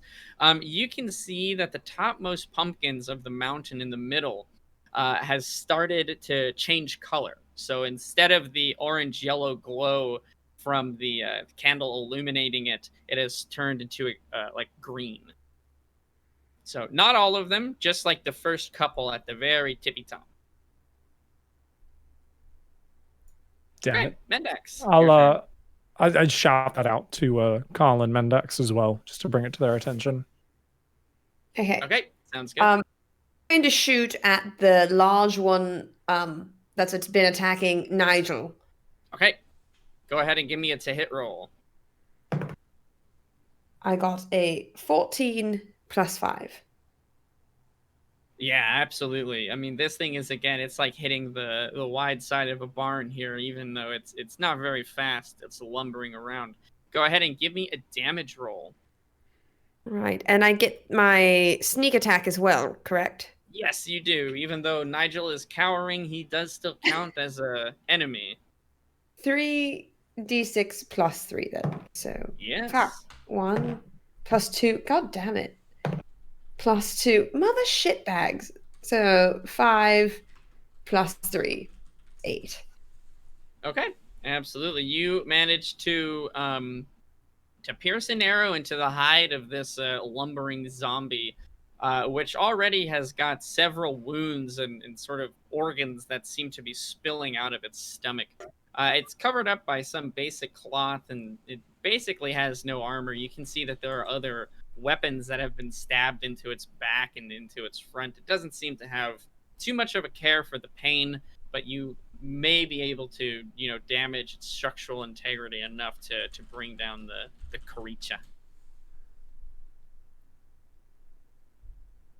So 8 damage. Absolutely fantastic. All right. Anything else you'd like to do? You're kind of still chilling over by where the first skeleton was attacking you. No, I don't think I'm in any particular danger at the moment, so I'm going to stay here. Okay, sounds good. Call, your turn, boss. I would like to assist our wizened wizard with these assailants by striking at whichever one is closest to me. I'm just gonna charge in there, being mindful of the various candles. Okay, yeah, sounds good. in order to make the distance, and so I mentioned this much earlier on, if you want to charge the distance over to the ogre, it is farther away than 15 feet, which is half your speed. So you do run the risk of knocking over a candle. You'd have to make a dexterity save. Those motherfuckers okay? have already stepped on like 16 candles, right? Yeah. Fuck it. Let's go. Okay. Go ahead and give me a dexterity save to see if you're able to sort of dodge your way and weave through the candles. 12 plus... Or are you just completely ignoring and kicking over any of them that you want? Well, I would like to avoid stepping on them if I can, but with swiftness. So I rolled a 12 plus 3 is 15. Okay, you managed to avoid tipping over or extinguishing any of the candles. And you make it over to the large, big old Zombo buddy. May I strike Would you this like to foe? do? You may, absolutely. Rolling to hit. Okay.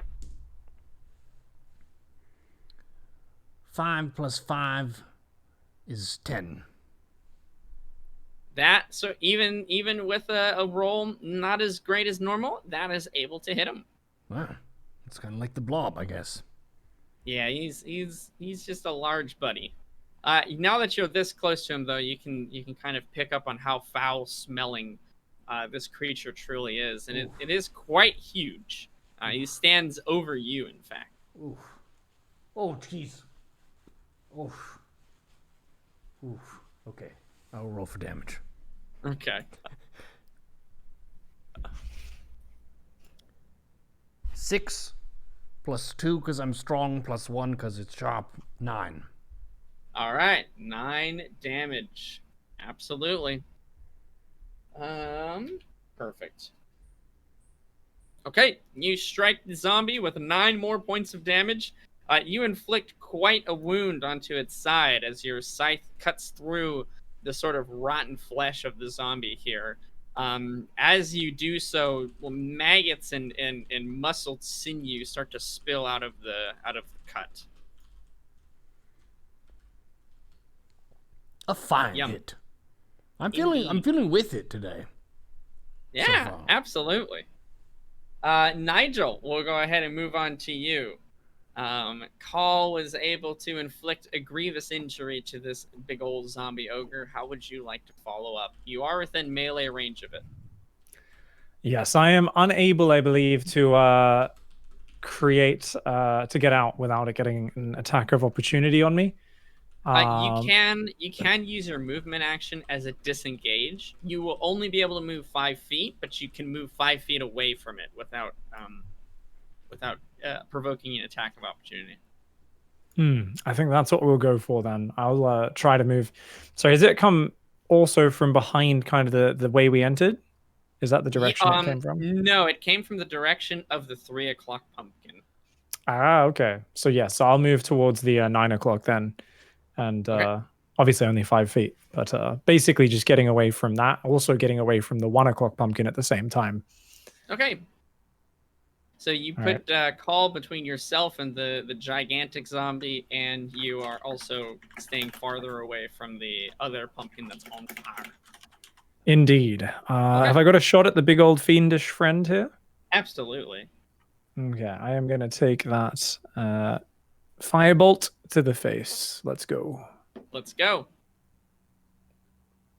Hovered on 1 for a second, rolled over to a 9 plus 5, so 14. That is going to be more than enough to hit. Go ahead, give me some damage.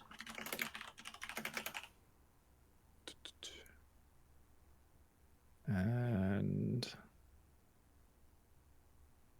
there we go. Ah, big old 1. Nice. Hey, 1 damage better than no damage. Yeah, your firebolt sort of careens off the side, and the muscly sinew. You sort of hit more of a fat pocket than anything else, and don't deal too much damage to our lumbering buddy here. Anything else you'd like to try or do? I think you're pretty much through, though. I'm just gonna shout some words of encouragement. You can get him! Rip his bloody stomach open and take any more hits that are directed towards me. Thanks, guys. No problem, Nigel. Good try. Good try. Okay. All right, perfect. Nigel shouts those words of encouragement. Yeah, the pumpkins again, sort of a few more pumpkins towards the top of the mountain begin to illuminate into that sort of wicked green flame. The big ogre zombie is going to pull the morning star out from the ground where he spiked it in before, and he's going to try to attack you, Call, with your 17 AC. Let's see it. Oh my god. All right, he manages to plant the morning star back into the exact same spot that he hit the ground before. Not doing any damage to Call. The two ghouls do come forward enough. One of them is going to attack Call. The other one is going to go for Mendax, who is a bit more isolated at this moment. Actually, no, they're going to both go for Call. They're not very smart. They just kind of attack the closest thing here. Let's see. They're going to try to bite you, my friend. What?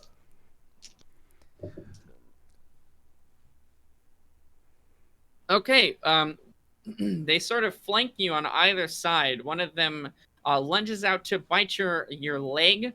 You're able to duck out of the way, but almost sort of stumble into the other one. That takes a chunk out of your arm. He will be able to deal...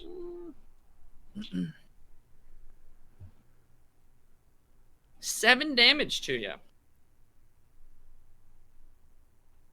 Oof. All right. Ghoul finally getting some damage in. Man, my guys are not doing anything so far.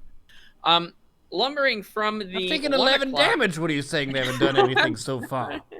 Bit a bite out of my arm and my leg. I haven't taken any damage. Jeez Louise. I guess you're right.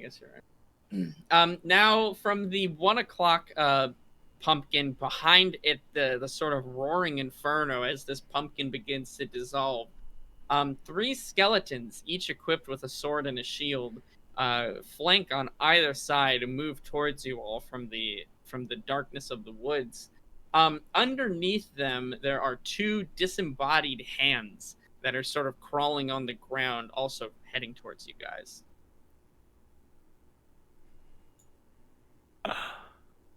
Oh my. Yes, indeed. And Nigel, give me a D8 roll for the bonfire that is still flaming away. Flaming. 2 damage.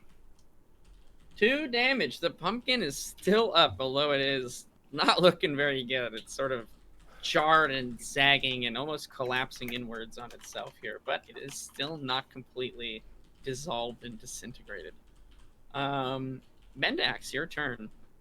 You see 3 more skeletons emerge from the forest behind the 1 o'clock pumpkin, as well as the 2 hands that are crawling on the ground, sort of making sporadic movements. Okay. Call is still being attacked by the big old giant guy, and now 2 ghouls have joined the fray. Okay, I think I'm going to have to help my buddy Carl out here. I'm going to attack one of the big one is a bit stupid, and I shouldn't say stupid. He's hit the same spot twice, which is very difficult to do with an axe, as we all learned from watching Titanic. But just full of references tonight. So I'm going to attack one of the ghouls. Okay, sure. You're going to do bow and arrow still from... Yes. Okay. Sure, absolutely. And just for a reference of where you are on the map right now, you're sort of a bit to the... If we're looking at the map, to the left of the door, in between the door and the pumpkin patch in the middle. That's where I last had you kind of tracked at. Sure. Okay. Fantastic. Wait. Go ahead and give me an attack roll. Okay. Attack roll. 2 + 5.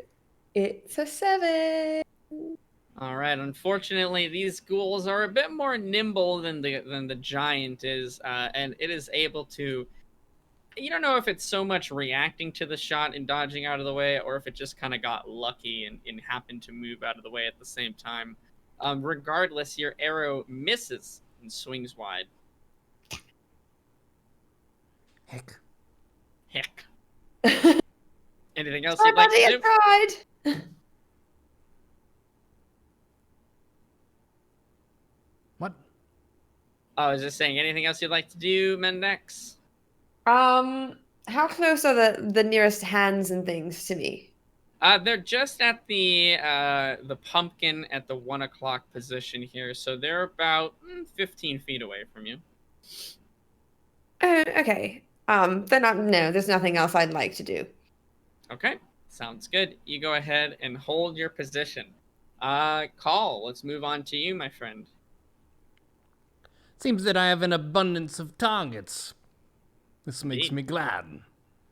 I would like to continue my onslaught. Okay.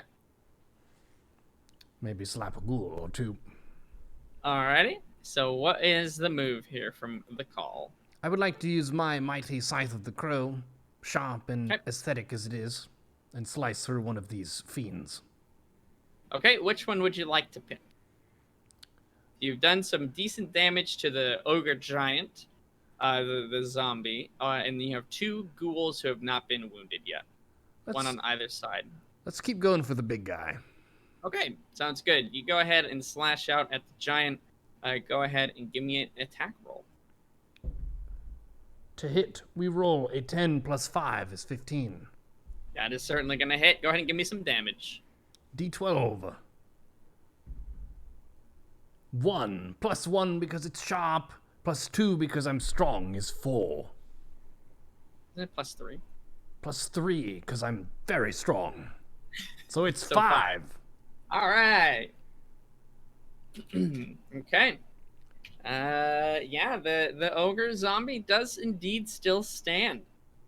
It looks as if it is fairly undeterred from your attacks, but you are wounding it. I mean, your slashes are connecting, and you're certainly taking chunks out of it. More maggots and sort of rotten flesh spill on the ground as you're just taking swaths of muscle and sinew away from this creature. Ugh. I prefer the cinnamon rolls.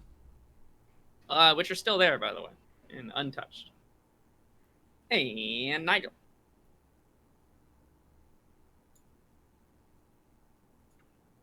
Let's finish off this big zombie. I'm going to shoot a firebolt at it. Okay.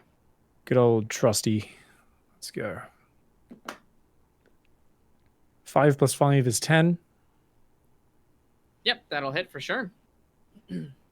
Big boy is easy to hit. I like that. Mm-hmm. And D10. Where'd you go? 9. 9 damage, absolutely. 9. Yeah. Okay. You sort of let loose one of the fire bolts. You're sort of getting your ground back here, and you strike it in the side of the head. This one with a bit of extra spice on it here does a great deal of damage, as sort of like a crater-sized portion of its head where you hit it is missing. The sort of scorched flesh and sinew, you can see its rotten brain sort of slightly cooked from the flash fire that just hit it, as it sort of makes a low groaning noise and collapses to the ground. Not quite popping like a boil or a bubble, but the organs and just kind of rot that was keeping this thing up starts to leak out of its wounds. Ugh. Yum. Disgusting. Begone, foul creature. Yes, indeed. The zombie giant is slain. Good job. Nicely done, Nigel. Some consistent damage from the whole team. But the 2 ghouls do still stand. Nigel, anything else you would like to do? Move anywhere? Or I don't think I need line of sight for my bonfire, so it'll just hang out there. Yep, it'll just chill for a minute. If you get attacked, there's Yeah. a possible chance it'll break your concentration, but that is not currently the case. So I'm going to circle the vines and the pumpkins around the down towards the 6 o'clock. And I'm going to Okay. try and just kind of work my way around that side of the vines. So how far could I get? Because I'm around You kind of can- the top left. Yeah, so you sort of moved yourself. I know it's a little hard because we don't use tokens right now. You moved yourself between the pumpkin patch and the 6 o'clock pumpkin, and then you moved down about 5 feet. So you're a bit more towards the south side of this encounter. Sort of, if you think of it in terms of a clock, again, at about the 4 o'clock position, but closer to the vines in the center. Oh, that's where I was already? Or is that Yeah, where yeah, I've yeah. moved to? That's where you're at. That's where you've been at here so far. Oh, If okay. I'm I didn't realize tracking we your were fighting movements down the correctly. bottom. I thought we were more on the top side, closer to the like Yeah, 2 you o'clock. were. Yeah, you were. You moved. I think you moved a couple times towards the 4 o'clock or the 3 o'clock pumpkin though. Unless I was. No, I was moving towards the 9 o'clock on that last one when I disengaged. So, because I thought we were kind of Oh, I around see. I see. I see. Yeah, the yeah, top yeah. right Okay, corner. yeah. So Okay, I so thought I you're was more kind of towards the. more Gotcha. at like the Gotcha. what's like this like 10 o'clock pumpkin. I thought I was kind of on that corner. Gotcha. Yeah, yeah. You can. The You 11 can o'clock. certainly have you be over there. You can move there from your position, so you can be over there if you need. Because I was visualizing as most of the fight was going on the north, in between the entranceway and the pumpkin vine heap. Yeah, right now it's kind of happening in the like upper right square quadrant. Upper if right you will. square. Yep. Yeah. All of it sort of focused over there. Cool. Yeah. So I want to try to rotate down to like the 4 o'clock if I can, because I know Yeah. the pumpkin is there. I kind of want to be close to those treats in case there's fights going south, and I Yeah, want to yeah, risk yeah, doing yeah. something crazy. But Yeah, Yeah. definitely. You are able to sort of maneuver your way around, and you're now sort of a little bit. You're near call, we'll say. awesome. So yeah, you're over near that 3 o'clock, 4 o'clock pumpkin, right over there. Beautiful. All right, that'll be my go Alright. then.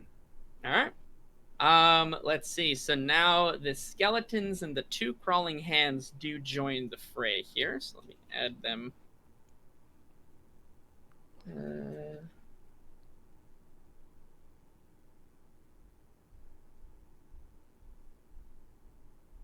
All right.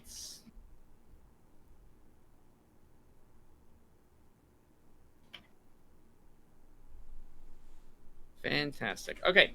Call, you still have the 2 ghouls who are attacking you. They are both going to reach out for another bite. The first one enjoying the taste of Kenku so much, going in for another go here. 17 is the armor class to hit. And the other one this time, not the one who hit you originally, manages to sink its teeth into the thick bird flesh. And they take a solid 6 points of damage out of you. Jeez. As they are sort of eating you alive, my friend.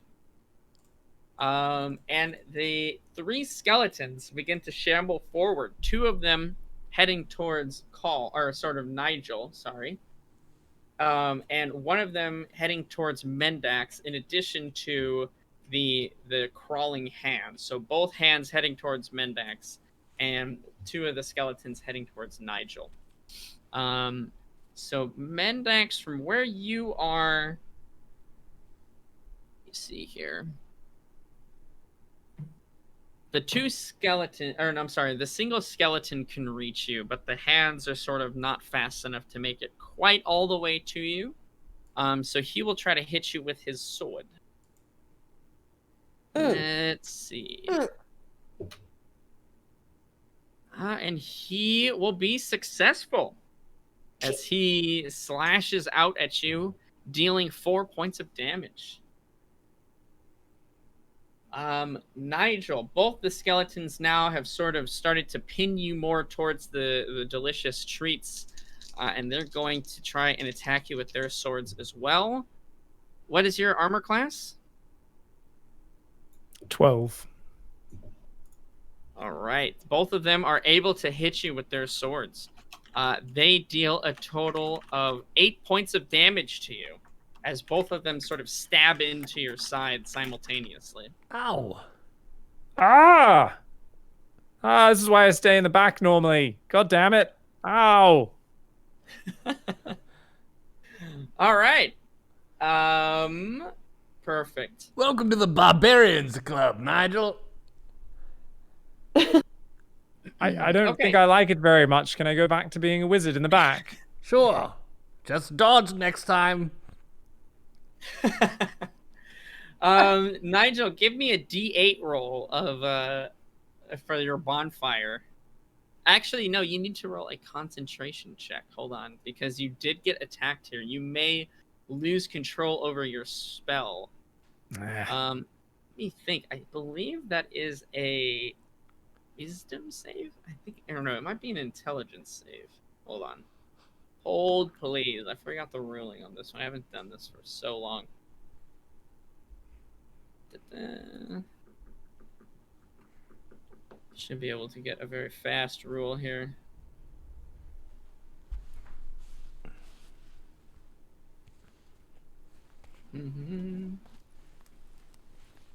Yeah, here we go. Some spells require you to maintain concentration in order to keep the magic. If you lose concentration, it ends. Okay, so you need to take a Constitution saving throw. There we go. The DC is okay. 10. Is 10 or half the damage you take? Okay, yeah, so 10. So long as you can hit 10, you are all good. Okay. Constitution saving throw. I have a +2 on that. Okay. Okay, go ahead and give me your roll. I got a 10, so 12. All right, you're all set then. Your bonfire continues to roar on. Give me that D8 damage roll here. 5 damage. Alrighty, that is going to be enough to crumble the pumpkin into smithereens here. Give me a D20. Tell me if you roll high or low. We are making pumpkin pie. 18. Hi. 18. Fantastic. Yeah, the pumpkin sort of crumbles and dissolves into just sort of a pile of ash and charred pumpkin flesh. Left behind is another large tray of sweets, just filled to the brim with candies and cakes, cookies, and sweets of all sorts. Imagine if they weren't booby-trapped and it was just legit good snacks. I mean, they could be. We could just be burning a bunch of Werther's originals and Reese cups. So the sweets and everything are totally fine. They're still all intact. The original pumpkin you burnt and now the second one are all A-okay. Normally, I'm very reserved and I don't take risks with such things. However, I have just been stabbed. So I may run screaming to them in the near future. We will see. Yeah, you're sort of near a train now. The skeletons have sort of pinned you up into near one of the sweets trays, the 3 o'clock pumpkin one. But not my go that, yet, though, right? Yeah, not quite yet. It is Mendax's turn first. Mendax, you have a skeleton who has tried to slice into you, and 2 crawling hands coming at you. Okay, I'm going to go for the skeleton with my rapier. Okay, let's see it. 16 plus 5. That is going to be plenty. Do you want to do your second attack on the same target? Will the hands be close enough? They weren't close enough before, so. They are not. Okay, so I can't actually. So yeah, I'll just do it on the same. You could throw the dagger if you want to. That's true. Oh wait, hold on. Yeah, no, you can throw it. Yep. So you can do a stab with the rapier and then throw the dagger if you want. That's fine. Or you can just do both attacks on the skeleton in front of you. I think I'll just do both attacks on the skeleton because I don't trust myself the way I'm rolling tonight to throw the dagger. I'll probably hit another fucking candle. No problem. Go ahead and slash away. Okay, 1d8 plus 3. Okay, 6 plus 3 is 9. Okay, and then go ahead and give me the dagger hit and attack here. I got a 13 plus 5. Yep, and that is plenty. Straight just a d4. You got it. A 2. So how much damage total? I don't remember what I did the first time. No, I got a 6 plus 3. So that's 9. That's 11 total. Okay, 11 total. The skeleton is looking very, very brittle and worse for wear. There have already been some of its ribs and other bones have started to sort of disintegrate and fall to the ground, but it is still just barely standing. Yeah, it is still alive, unfortunately.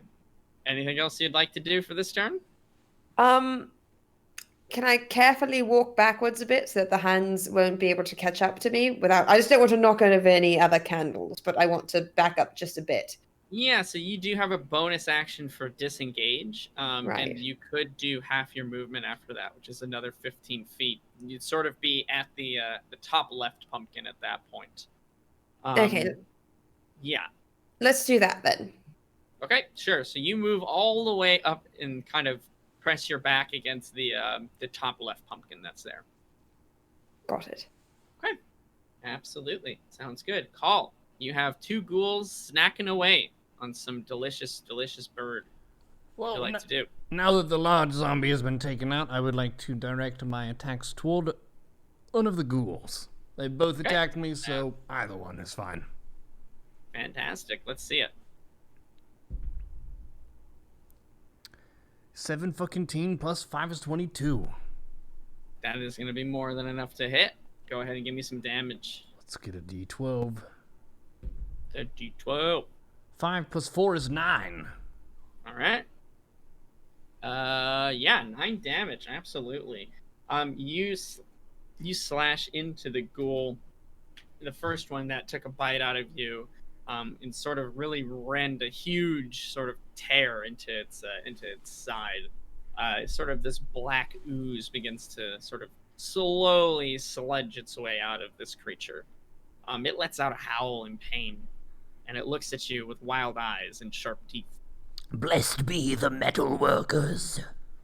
The scythes are cut for you. Fantastic. Nice. Any other movements or anything else you'd like to do? Just a little tricep flex is all. Okay. Tricep flex accomplished. Nigel, your turn, my man. You have 2 skeletons who are attacking at you.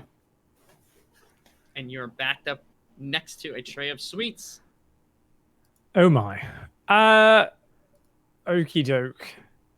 I will say, as a bonus action, if you'd like, you can eat from the tray. I was just about to ask that. Now, I'm not sure.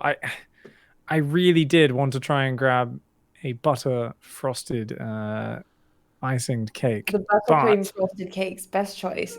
Hands. Yes. The problem is, I think I'm going to be kind of grabbing the first thing, so it might be a little bit more random. But I'm going to kind of grab something and take a big bite. Yeah, as you reach down and grab for one of the many sweets that are there, you do manage to grab, in fact, let's roll. Why don't you just give me a straight 20? Let's see what kind of delicious treats you get. 20. You grab exactly what you want. What is it that you want? It was Buttercream frosted cake, and I need you to tell me how it tastes. Describe the mouthfeel, all of it. Okay. Yeah, you very quickly snatch one of the treats from the tray, and it is indeed the buttercream frosted cake. Is it moist?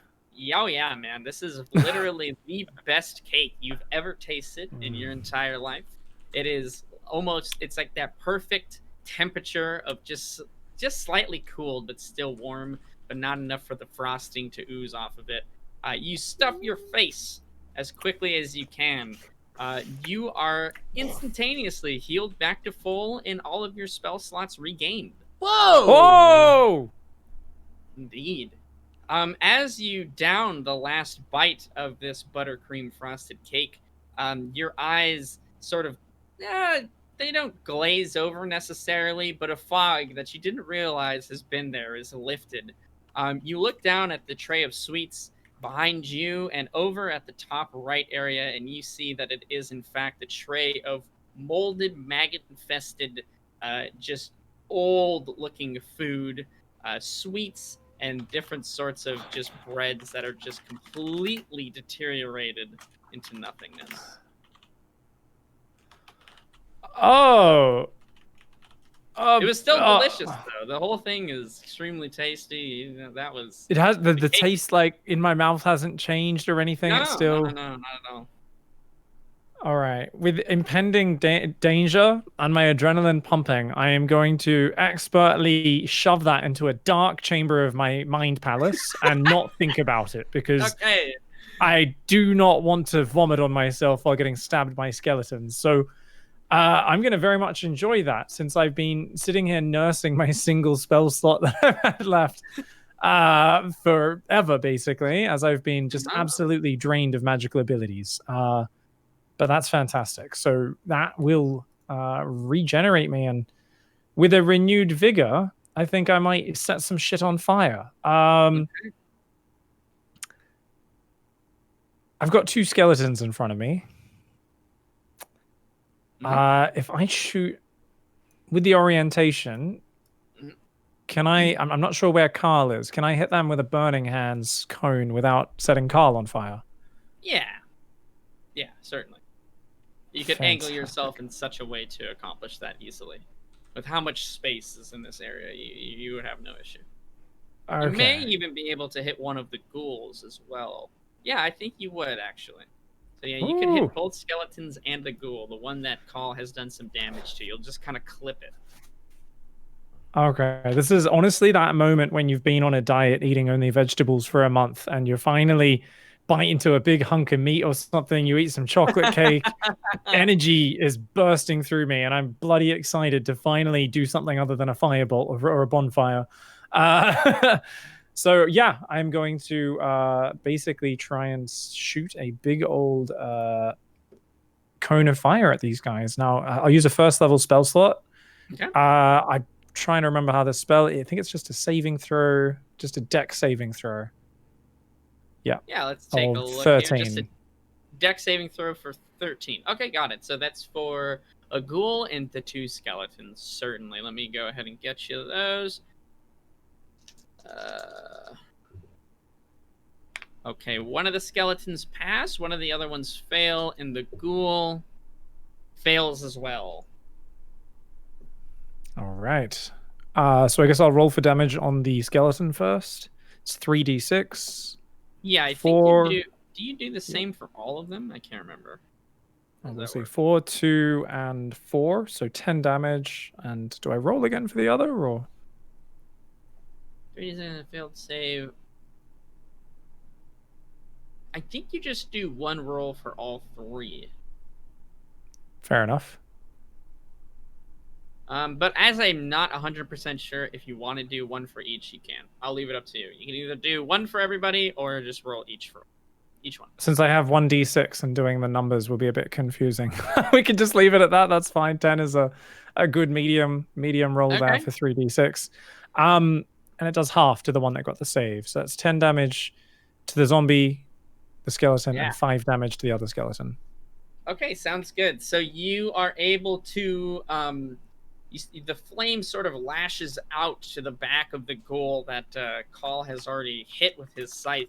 And it scorches it enough that the pain is too overwhelming for it, and it crisps up into nothingness and sort of just kind of crumples to the ground as it has been slain. Fire proving to be too strong. One of the skeletons, likewise, just gets incinerated by the blaze. The other one, though, that somehow managed to step out of the way, only takes that half damage and is still up in atom, though a lot of his bones have been blackened and burnt. Nigel, why did you use that spell? I thought you were saving it for the boss. The cakes are really good. I mean, the cakes, the tasty cakes and treats are fantastic. It's healed my wounds instantaneously and recovered all my magical abilities. The moment you're in trouble, just grab one and eat it. Oh, what if I'm just hungry? Yeah, it's, hey. It's certainly very tasty. I very much enjoyed eating it, and I'm sure you will as well. Oh, awesome. I'll keep that in mind. All right. Nigel, you have regained all of your spell slots and used up one of them to incinerate the foes in front of you.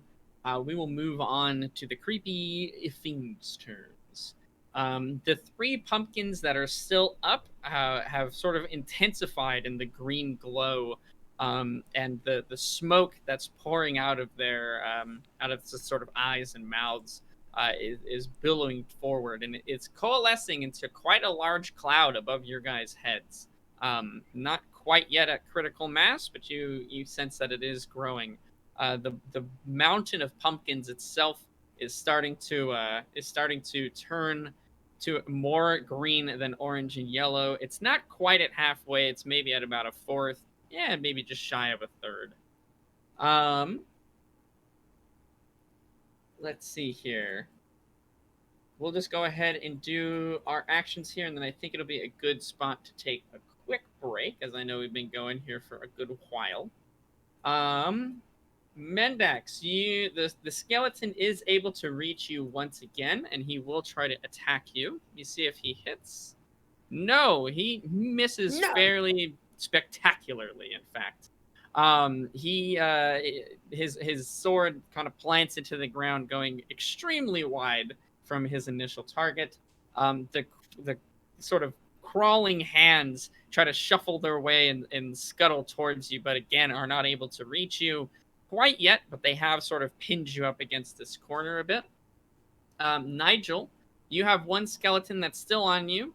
Let's see if he is able to strike at you. He is indeed, in fact, able to connect, even though your wizard robes certainly would have protected you. He deals 5 damage, slashing through some of the cloth and hitting your arm, making a large slice.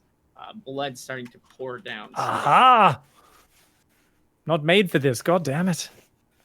And Call, the ghoul that remains, is going to try to bite you once again. They are a fan of Kenku, and this one is doing its best to just take you apart piece by piece. He is successful once again in biting into you. It is fairly difficult to avoid their attacks. He is able to do 8 damage to you. Everybody wants a piece of that bird. He does indeed. So a fairly successful round for both the heroes and the villains here, and I think that will be a very solid time for us to take a quick break, give everyone a much-needed little jaunt around the house, refill your water, and we'll reconvene and see what happens in the rest of this story. Get your cakes, people. Google Gary Busey. Oh.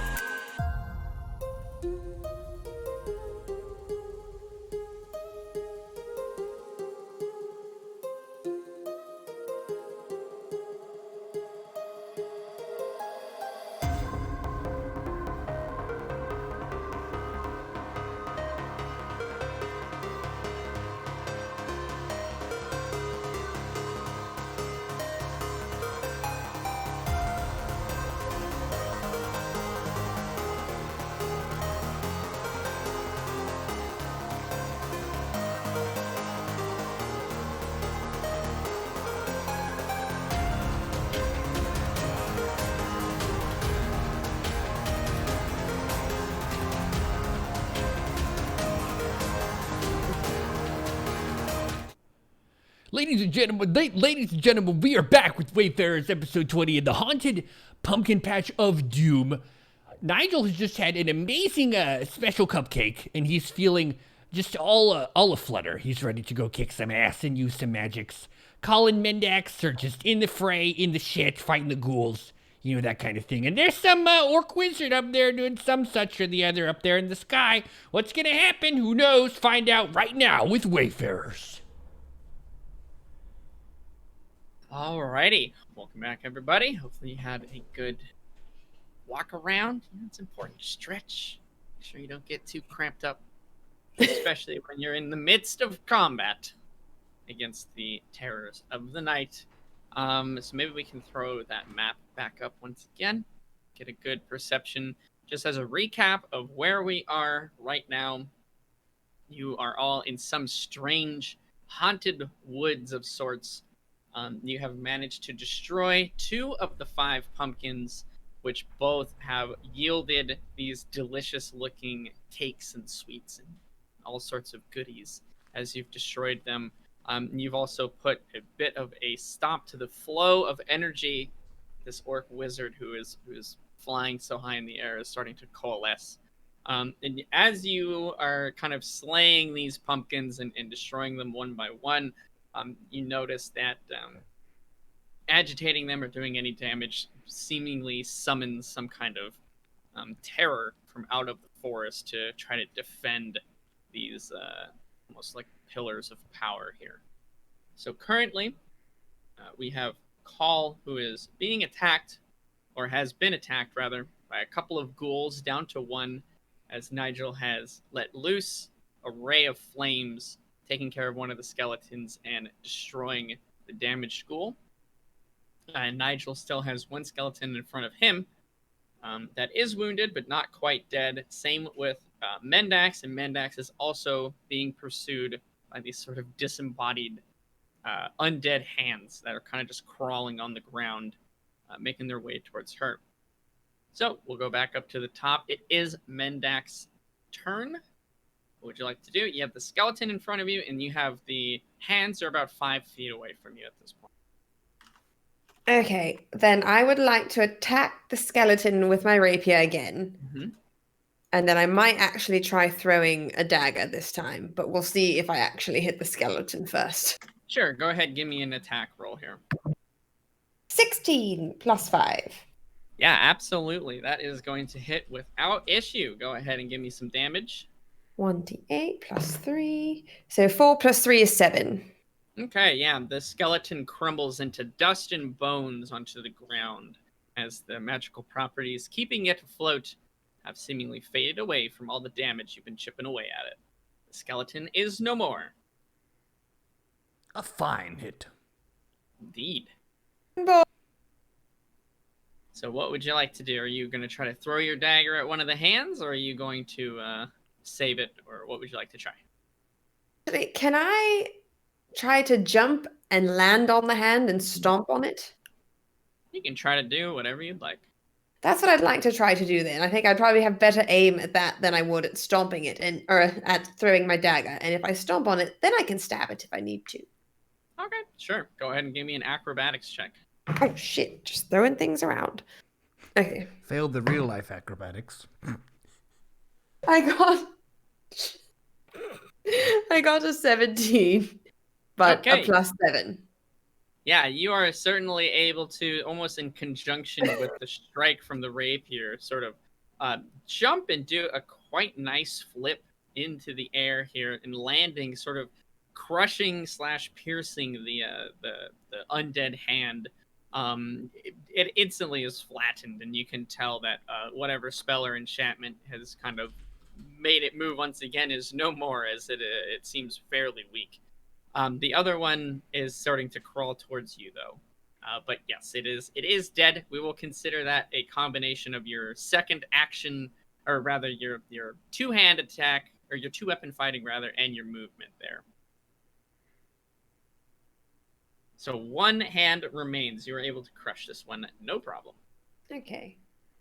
Can I look down at it and tell it to keep its hand to itself? I suppose so, if you must. I must. I must insist. All right, then yes, indeed you do.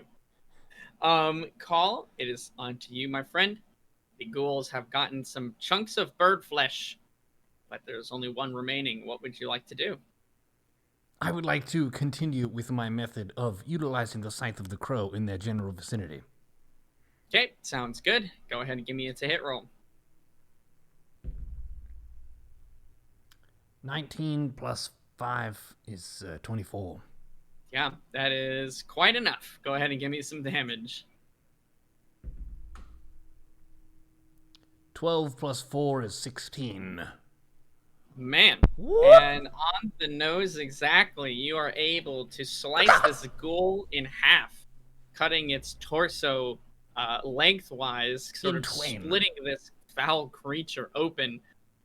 Black, sort of tar-like blood oozes out from the wounds as it collapses to the ground, not making a noise before it is dead for good.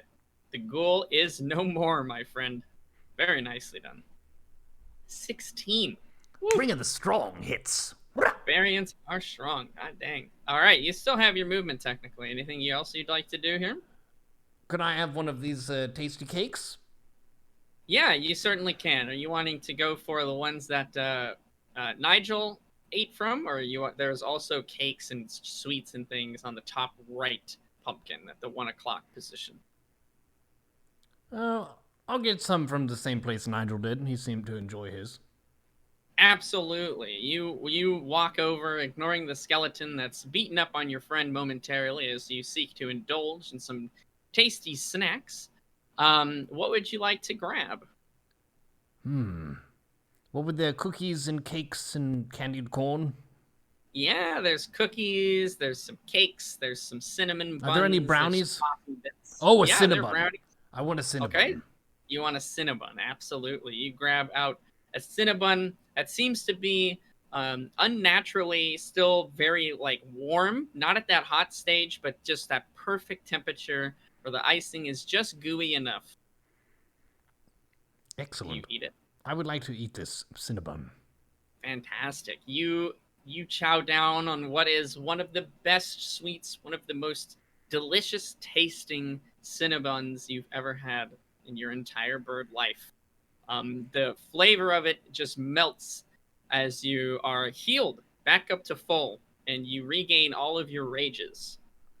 Excellent. As you do so and you swallow the last bite of this morsel, sort of the same veil is lifted from your eyes and you see that the tray at your feet is filled with moldy, decrepit treats with maggots and worms crawling around them, bugs and cockroaches flying to and fro, nibbling on the rotten snacks. I think there's a bug in the snacks. I would like to smack. Yeah, you do. It is a very disgusting and foul-smelling tray that you sort of disturb with your hit. I would like to shake it off. Yeah, you do. There are several bugs and worms that cling to your skin for a moment. Ugh. The rotten sort of foul trash, essentially, that you've hit slides off your hand with a sickening sort of grease and residue that's left behind. Ugh. But otherwise, I feel fine. Yeah, and the taste was still fantastic. It's the leftover, the lingering flavor from the Cinnabon is still as enjoyable as ever. Superb. Yeah. And did Carl get healed from that as well? Yeah, he's healed to full, and all his rages are back. Very nice. Yes, sir. Yes, sir. All right, Call. Busting out the sweet treats. We'll go to Nigel. Nigel, you have a skeleton who is wounded in front of you, but not dead. He's still kicking. Half of it set ablaze by your flaming strike. It still looks like he has some unnatural life left in him.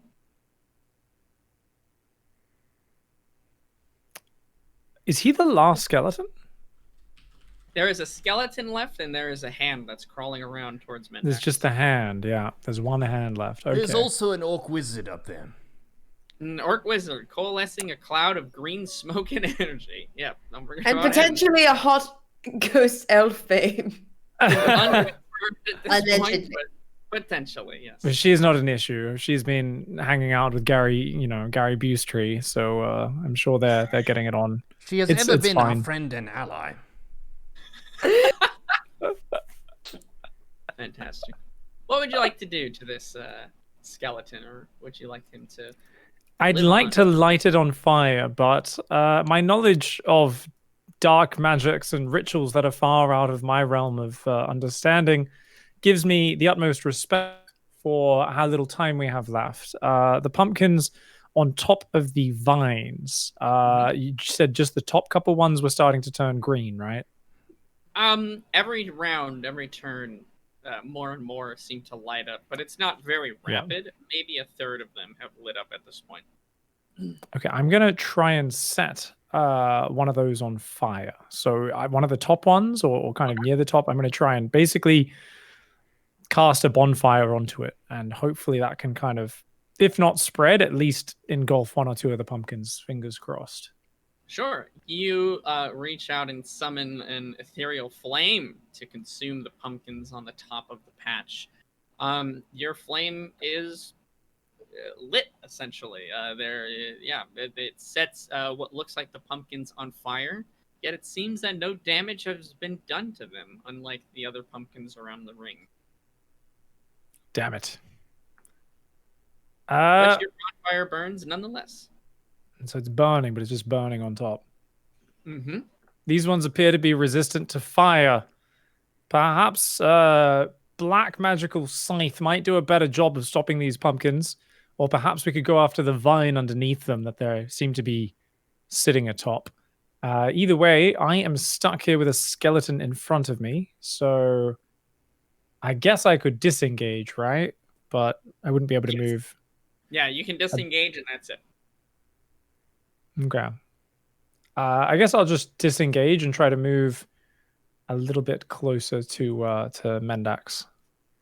Okay, sure. So you moving kind of up and to the left. Sure. Yeah. No problem. Yeah, only 5 feet, so you're not super far away, but you have been able to put a little bit of distance between yourself and the skeleton. Yeah. That is your turn. We'll move on to our frenemies here. The hand is going to finally reach you, Mendax, and it will try to slash at your leg. What's Does your it have armor class? long nails? It does. They're jagged and blackened by the dirt and muck on the Disgusting. ground. Disgusting. Ew. What's your armor class? 15. They successfully managed to get some damage done to you. Claw actually slashing into your leg slightly. It manages to wound you for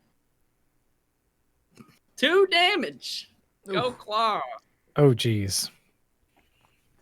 But yes, it looks like a very nasty little scratch there from a very disgusting undead creature. We'd best remember to put antiseptic on that later, or it'll get infected. Those are some grubby fingernails. I think I have some dwarven ale in my flask. I can pour it on my leg to disinfect it. Indeed. Although then I might get drunk faster if it gets into the bloodstream that way. Double bonus! Efficiency. Mm-hmm. All right, now onto the skeleton who has a choice to make between a delicious bird and a human. It has been attacking this whole time. Let's see who it decides to go for. It will continue to pursue Nigel. It moves over towards you, my friend. And let's see if it's able to hit you. It does indeed. It is able to slash out at you once again with its sword, only dealing 3 damage this time. Ow! Stop it, you stupid undead piece of crap. God damn. Maybe I'll have to learn how to wear some of that armor that you guys seem to sometimes wear. Armor is pretty good. Yeah, the pumpkins are continuing to glow green, starting from the very top and moving their way downwards. The green energy and smoke that is coalescing into the air begins to funnel down almost in a tornado-like fashion down to the pumpkin patch in the center. And Mendax's turn. Okay, I'm going to stomp this other fucking hand. Disgusting. All right, sure. Do a backflip to land on it. I got a 16 plus 5. Okay, you certainly hit. Can I do a backflip to land on it? You'd have to pass in acrobatics, and mind you certainly could fail, but you can try to do anything you want. It only did 2 damage before. I'm going to go for the backflip. All right. I've got plus 7 acrobatics, so. Mendax. Let's see it. Mendax. I got a 13. Plus 7. Okay. Yeah, 20. That is more than enough. You're able to style on it a little bit, do a backflip as you stomp out the hand from existence, making it indistinguishable from the grass and dirt beneath your feet. It is Right. certainly dead. Bouncer said, no touching. The cut stings slightly as you are reminded that it was actually still able to do some damage. Alrighty, and would you like to move anywhere or do anything else, or just the action for now? Can I pour a bit of my dwarven ale onto the cut? Yeah, sure. Just a smidge, not a lot. I mean, I don't need to get too drunk. All right. In fact, what I'll do, I will actually take the edge of my cloak, pour a little bit onto the edge of my cloak, and then dab it onto the cut. I just don't want to get whatever was underneath those nails. They were disgusting. Okay, sounds good. Yeah, you dab on the very potent alcohol onto your cloak and sort of wipe your cut clean. It stings like a motherfucker, but you feel it has done its job in cleaning out your wound. Good. Alrighty. Call, on to you, my bud. Is the skeleton still alive and operating? It is indeed. I would like to contest that Okay, sure. with my scythe, Yeah. specifically. Go ahead, give me some attack rolls. Actually, fuck it. Oh, I would like to go into a rage. okay. Been saving it up for so long. Finally, I get a nice sweet roll to get fired up. Let's fuck 'em up. Absolutely. Let's see it. Go ahead and give me a to hit roll. I would like to do the form of the bite. Yep, sounds good. So you can do that as your bonus action. Very good. Carl lines up the scythe, facing down the skeleton. Rolls a 16 plus 5, that's a 21. That is certainly enough to hit. Go ahead and give me some damage. It's gonna be an 11 plus 7, that's an 18. Yeah, you strike down the skeleton, pulverizing the top bones that you hit with this scythe into nothing but dust and ash, as the rest of it crumples to the floor with no issue. You certainly destroy it with ease. Damn, it feels good to be a barbarian. Well done, my friend. Anywhere else you'd like to move to, or are you just going to be happy and content where you're at? Just a little beating of the chest. Okay, sounds good.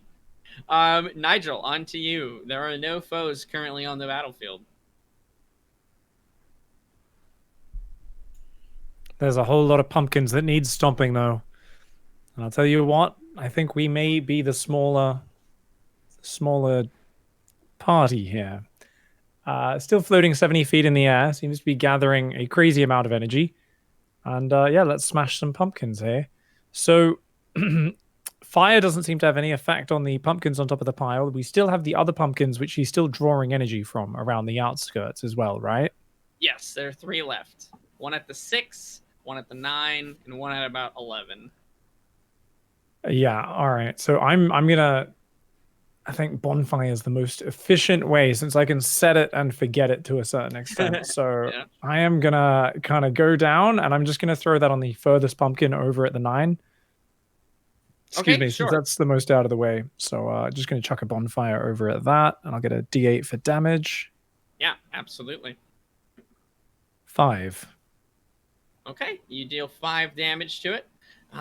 As you set it aflame, once again, you feel the familiar breeze coming from the forest in that direction from the 9 o'clock pumpkin. A chill wind blows through the rest of the pumpkin patch, and you don't hear or feel anything approaching, yet you feel that there are eyes upon you.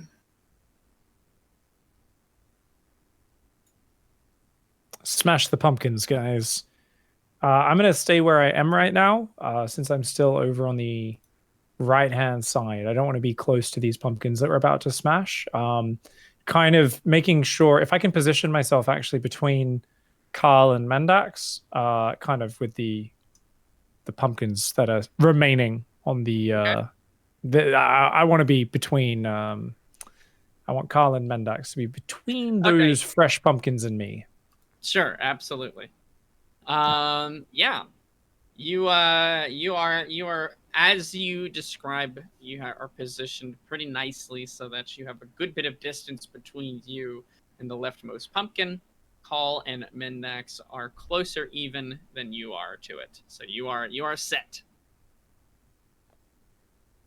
Okay, fantastic. Anything else you'd like to try to do, or is you good for your turn?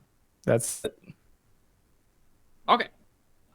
Yes. So from the sort of inferno of the pumpkin there, 2 very sort of pale gray, not quite zombies, but certainly fiendish-looking humanoid creatures with large claws and very terrifying-looking fangs walk out from behind the pumpkins. One of them moves towards Mendax, who is in the top left corner, and one of them starts making their way towards you, Nigel. The one that is closest to Mendax will be able to reach you, and you get a true sense of sort of how sort of sickly white gray the skin of this creature is. It almost looks like, I mean, it is certainly undead to some degree, but it's not quite a zombie. It's not quite a ghoul, but some other sort of form of necrotic fiend. It will reach out to try and slash you with its large claws. Let's see if it is able to do so.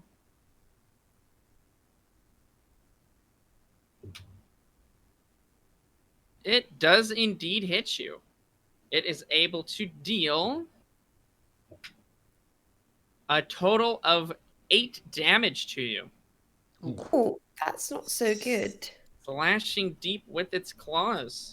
And as well as you will need to perform a Constitution saving throw. Okay. Fuck yeah, nat 20.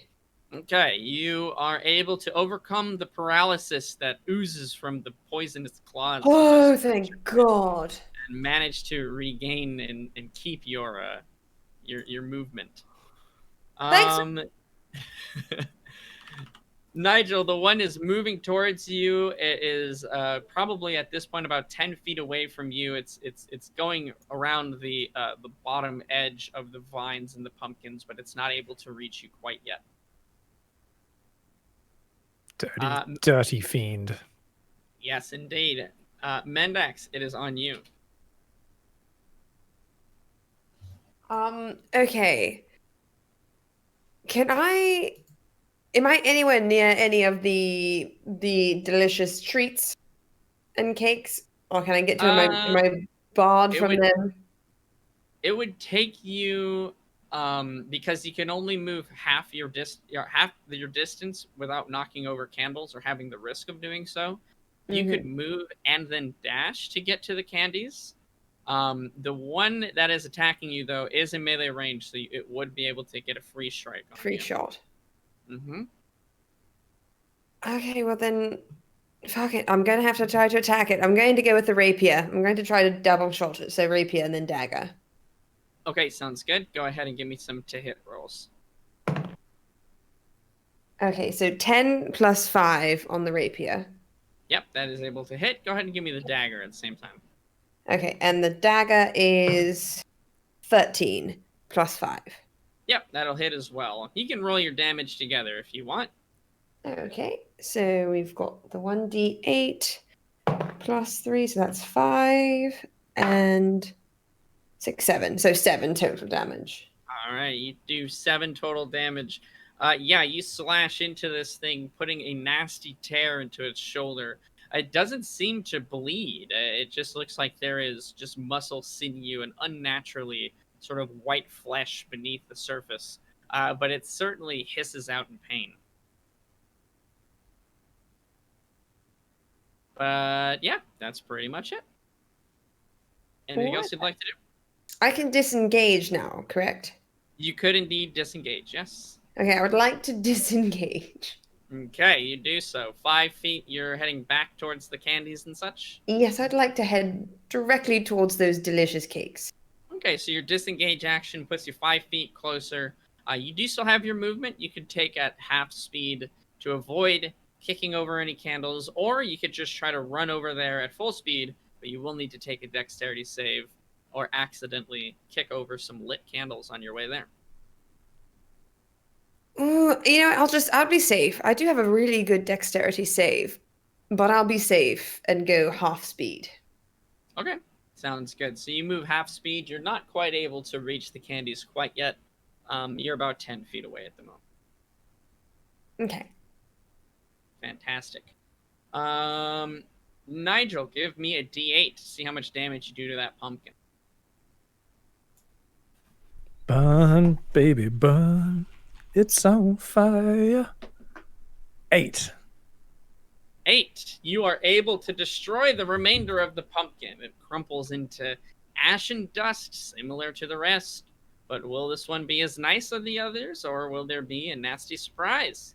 Go ahead and roll a d20. Tell me if you get high or low. Cookies and cakes. We've avoided the tricks so far, I believe. Cakes. A 4. Oh, I was on 8. No! Rolled over. Oh no. I was about to Unfortunately, give you the this title one- of Nigel the Pumpkin Fucker, but not anymore. Unfortunately, this pumpkin does not have anything so sweet inside. Instead, what emerges from the ashes and smoke, the charred remains of this giant pumpkin, is a creature unlike anything you have ever seen before. It is a large, floating eyeball set on all sides with tendrils of flesh, eyes that sort of are peering out of the stalks, and the whole thing looks decayed and rot as it floats above the ground and eyes each one of you greedily with its many different eyeballs.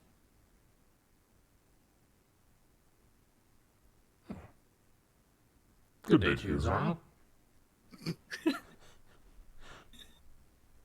Its sharp teeth glisten in the moonlight as there's slime and pus pouring out of the many sort of wounds of this creature. Can I get you a cinnamon roll? It has no interest in cinnamon rolls, but bird might do quite well. Oh. Maybe they have a chicken cinnamon roll. Call, it is your turn. Well, You're still in your rage. Yes. I would like to fight, Actually, what if I just messed up the pumpkins in the middle? I think that's what Nigel wanted me to do. Nigel was letting you know that the fire didn't do anything to the pumpkins in the middle when he tried to attack them. And also earlier on, you recall that when he got close to the vines and touched them, they seemed to have some kind of reaction to them getting close and disturbed. They had a reaction to getting close to the pumpkins? So there's like a nest of vines that the pumpkins are sitting on Mm-hmm. that have like giant thorns and spikes on them. Oh. Can I avoid those getting to the pumpkins? Nope. Can I cut the vines? Yeah, you can certainly try. I would like to, avoiding the thorns, cut and then bite the vines. Okay. Go ahead and give me a to hit roll.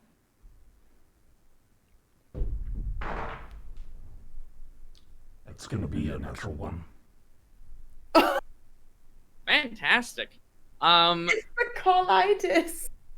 Let's see. Natural He's been one. rolling so well since the start. And now back to colitis. He's had a Oh, relapse. You know, it flares up from time to time.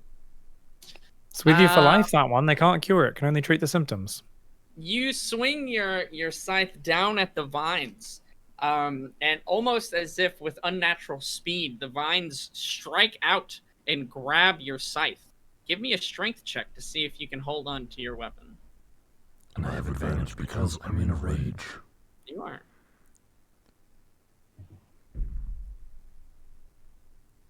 $16 plus... How much strength do I have? Plus 5? Okay. 21. So 21. That's And you have advantage, so you get another roll. The other is worse.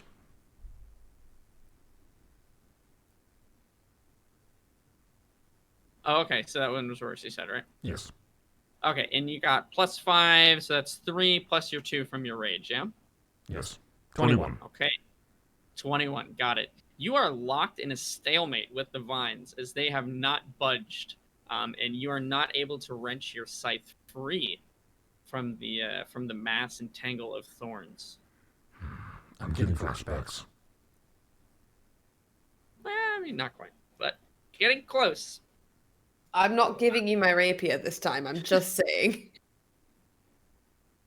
Okay, so you, without letting go of your scythe, you really can't move anywhere, and I'm assuming you don't want to do that. No, but I do have my bite. You do have your bite, indeed. Okay, you can go ahead and give me a to hit roll with that one. Motherfucker. 9 plus 5 is 11.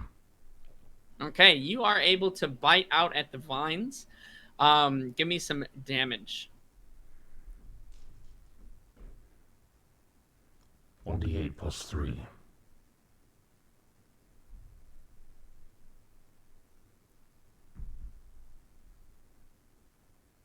Two plus 3 is 5. Okay, you deal 5 points of damage. The entire sort of bed of vines and thorns sort of shudders as you essentially clip off and chomp off a few of the vines that are nearest you. I believe you are able to consume whatever it is you bite and regain 4 hit points. So you do so. Heal yourself for 4 if you're damaged at all. Very quickly, the vines sort of regrow in that area, though. So it doesn't look like you're making much progress on thinning the herd of vines.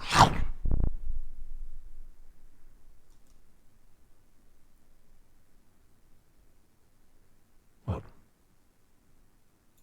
All right. I think, is that going to be it for you? Mm-hmm. Sounds good. Nigel, we're moving over to you, my friend. You have a ghastly figure approaching you with terrifying claws and a wicked-looking bite. What would you like to do? Also in the distance, there is now a floating undead beholder, which you recognize from your studies as one of the more rare and strangely intelligent creatures of the world.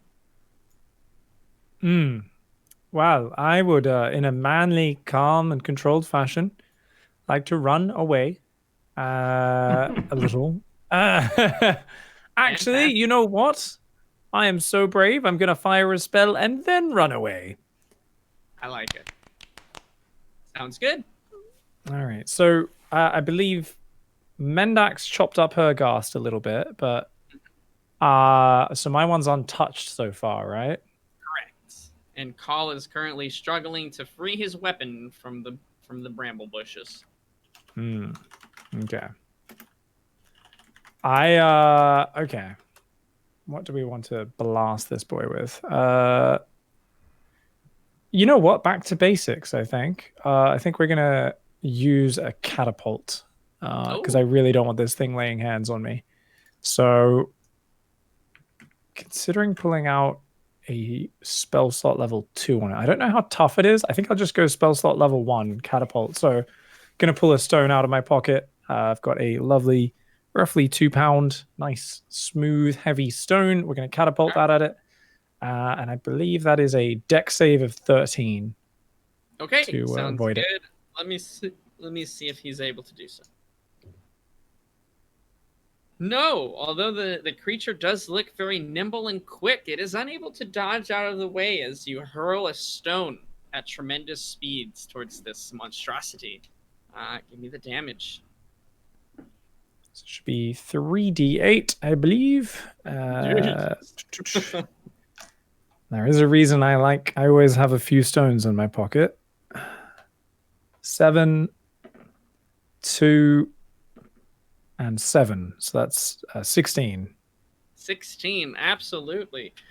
You fire this stone off and clip it in the side of the face, essentially exploding one of its eyes and bashing in the side of its skeletal kind of structure of its head. It lets out a wail of pain, but does not seemingly fall to the ground quite yet, though it is in very bad shape. No blood again is streaming down the side of its face, as it looks like the internal, this creature's internal kind of structure does not run on any sort of blood or goo or anything like that. Hot damn. Well, they can survive that, so they're definitely not as soft as those skeletons as expected. I will run away. Okay, so positionally. Okay, yeah.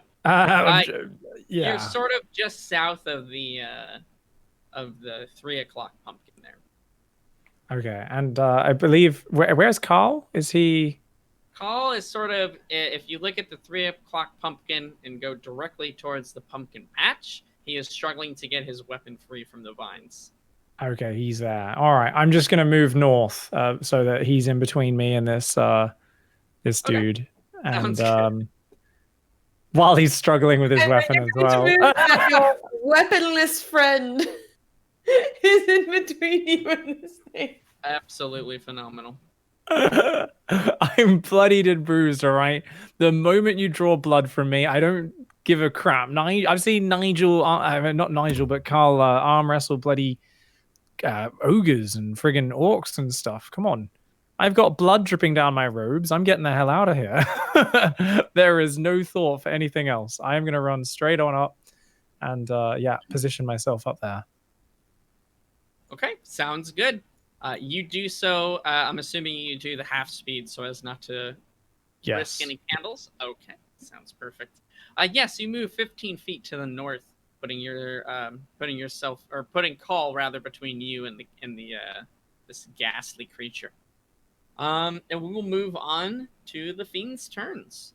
The pumpkins in the middle are still slowly but surely being converted over to this green sort of ghastly light, emanating a small fog now as it's pouring out of the base of the pumpkins on the top here. There are currently 3 creatures to contend with. A ghast that is attacking Mendax, one that is closing in on Nigel, and a now undead beholder, which has taken the place of the pumpkin all the way to the left. We'll start with the ghasts first.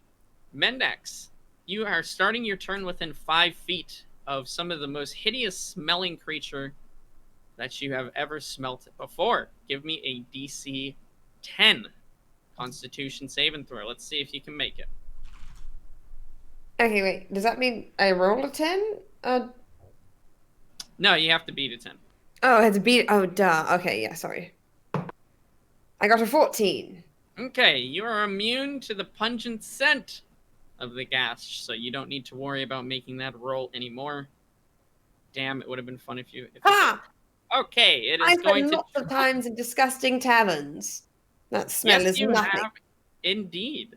He is going to try and bite you. Unsuccessfully so, as you have not only mastered the repugnant scent of such a creature, but also its battle rhythm, and you dodge out of the way effortlessly. The one that Nigel was able to sort of almost destroy the entirety of its face will lumber its way over to Call and lash out in blind fury. Call with a 17. Let's see if he manages to strike you. unable to do so, as his obscured vision keeps him from striking true, and his claws bounce off the thick hide of this bird. God damn it. Alright. Fine then. But we still have our happy buddy who is floating in place of the pumpkin all the way to the left. The crazy, sort of magnificent, if it wasn't so terrifying looking creature sets its gaze on one of you three. Let's see which one is the lucky one. Call, if you could just give me a D4 roll. 1. 1. Call, he is going to be setting his sights on you. And if you wouldn't mind, if you could seal your own fate here, another D4 roll to see which of the eyes are going to activate. 3. 3. Go ahead and give me a Constitution saving throw as a beam of dark energy fires out from one of the eyed tentacles. 4 plus 6 is 10. Okay, you are able to succeed this time, yet still take a bit of damage here. Let me just see what we've got in store for you. 6 damage total, as you are able to resist half of the damage that it would have normally done. Sort of this prickling dread is kind of absorbed in through your skin as this necrotic energy almost saps the life out of you. I eat Go ahead. necrotic energy like this for breakfast. Go ahead and give me a strength saving throw to see if you're able to wrestle your weapon free of the vines. 17 plus 5 is 22. Okay. With great effort, you sense that you are just barely able to cut free your weapon from the vines below, using the bladed edge to sort of slice your way through those vines. You wrest it free. Wow! But just barely so. Not to the lava with this one. Not to the vines either. Give me back my weapon. You son of a pumpkin. Alrighty, you are back up and armed. And it is now Mendax's turn. What would you like to do? Okay, I still have the one ghast attacking me, so he's not that close. Oh, the rapier has 5-foot reach. So, Is that correct? Here, let me look. Yeah, it does. Oh, it's so that's basically like you're in melee. You have to be in melee range. Oh, Whenever it says okay. 5 foot, yeah. Gotcha. Okay, well then I'm going to go with the short bow. I'm going to Okay. fire an arrow at it. Sure, go for it. Give me a to hit roll. 8 plus 5. You are able to pierce the hide of the ghast. Give me some damage. So D6 plus 3. Come on, decent roll, please. 6 plus 3, 9. All right. The arrow embeds itself into the sort of hip of this creature, kind of hampering its movement. It cries out in pain once again, but it is still not down for the count. Anywhere you'd like to move? Anything else you'd like to do before moving on to Gall's turn? Am I close enough to disengaging it back to the candy tray? Or at least to get next to it, even if I can't grab it yet. Okay, yeah, sure. You certainly can. Okay, well then if I cannot get to there and grab it, then I will just get there and stand next to it to be prepared to grab it. You could get there and grab it. That's fine. Okay, I would like to get there and grab a tasty treat from the tray. Sure. Anyone in particular you'd like? I've already had somebody try the cake, even though it's my favorite. I don't want to double up if I don't have to. We've had somebody try the cinnamon roll, which would have been my second choice. Are there any old-fashioned buttermilk glazed donut? In fact, there exists one there. Oh my god. That's the one that I want. I'm going for that. Okay. You snatch it up and gobble it down as you taste the most delicious glazed donut you've ever had in your entire life. In fact, it might be the only one you've ever had in your life. I'm not sure. But it is just right. The icing has not quite cooled and solidified perfectly yet, so it is quite nice, chewy, and warm. As you eat it, you gain back all of your hit points, and your amulet is free to use once again today. Oh, As you do so, the veil of illusion is sort of lifted from your eyes, and you see a tray filled with maggoty roaches and moldy old sweets and cookies for you. Yes, Nero, what can I do for you? did it reach onto my scythe? Nope. Shit! Question. Did it recharge my hellish rebuke? Nope. Damn it! I hadn't even used the stupid amulet yet. You should have had the cookie instead. Yeah, you I did. should've- No. You used it in the rat room, I'm pretty sure. No, I've not used the amulet at all. Or my invisibility powder. That's okay. Okay, well, let's say you can do a second charge of the amulet today. How about that? Ooh! Love. Make a deception check.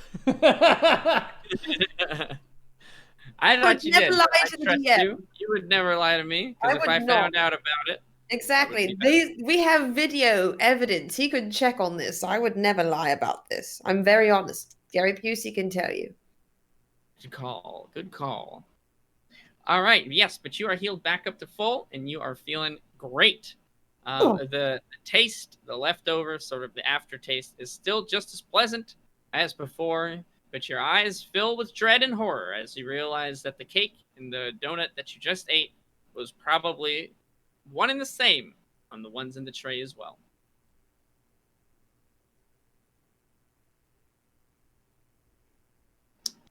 We will go ahead and move on to call then, if that is going to be it for Mendax's turn. Everyone eating their nice and delicious rotten treats. I just started getting double A pop. Is that just me? Yes. So nice. You want to hear me twice, my bud.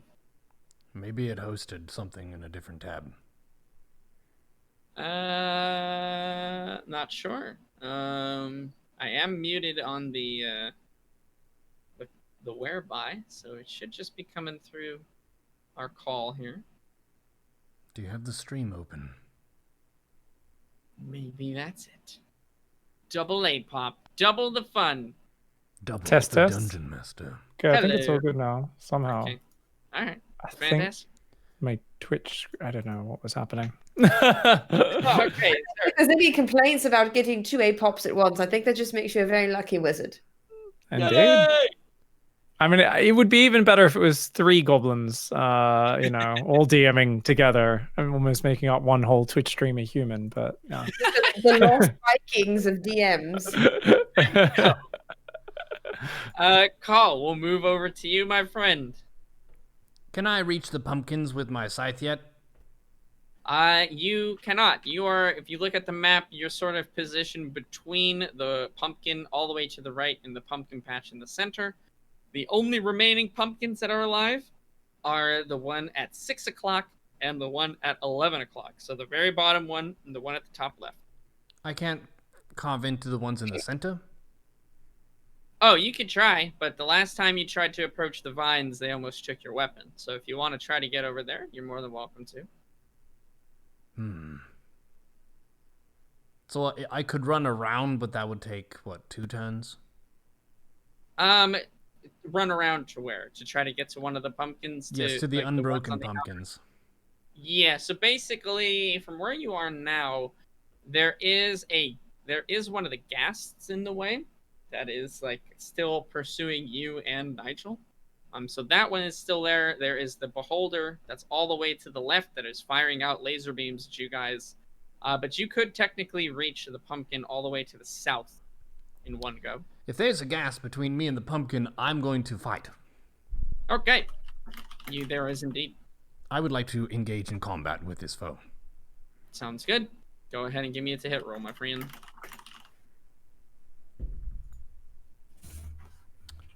Um, 2 plus 3. Oh wait, no. 2 plus 5 is 7. Maybe a couple points because it's a holiday episode. Not quite. Unfortunately, you're unable to attack and hit the ghast properly, as you're still a little rattled from almost losing your sight, your weapon, for a second time. Unfortunately, you don't hit. Anywhere you'd like to try to move to, though? I guess if I moved past the ghast, it would hit me, right? It would try. So I may as well stand my ground. Sure. Maybe I'll do one of these. Keep them guessing. Keep them guessing, dude. I like it. Alrighty. We'll move on to Nigel. Nigel, there's an abundance of targets for you to take care of. What would you like to do? Okay, so how far away is the beholder? From you, it's probably about 20 to 25 feet or so. 20 to 25. Okay, doke. All right. But it hasn't taken any damage yet, has it? So what do we got? We've got 2 ghasts and it? Yes.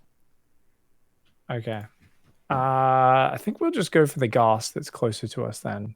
Okay. That sure. one's the one the one next to Carl, right? I think it's close, and that's like super wounded, yeah. Yes, that one is super wounded. Actually, in fact, I'm normally a mean DM, and I don't remind people of their actions. But Carl, you technically still have your bite. You're still in a rage. If you wanted to try to bite the ghast as well. Thank you very nice, gracious DM. I would like to bite a motherfucker. Go for it, real quick. This might affect Nigel's turn. 13 plus 5 is 18. That will hit. Go ahead and give me some damage.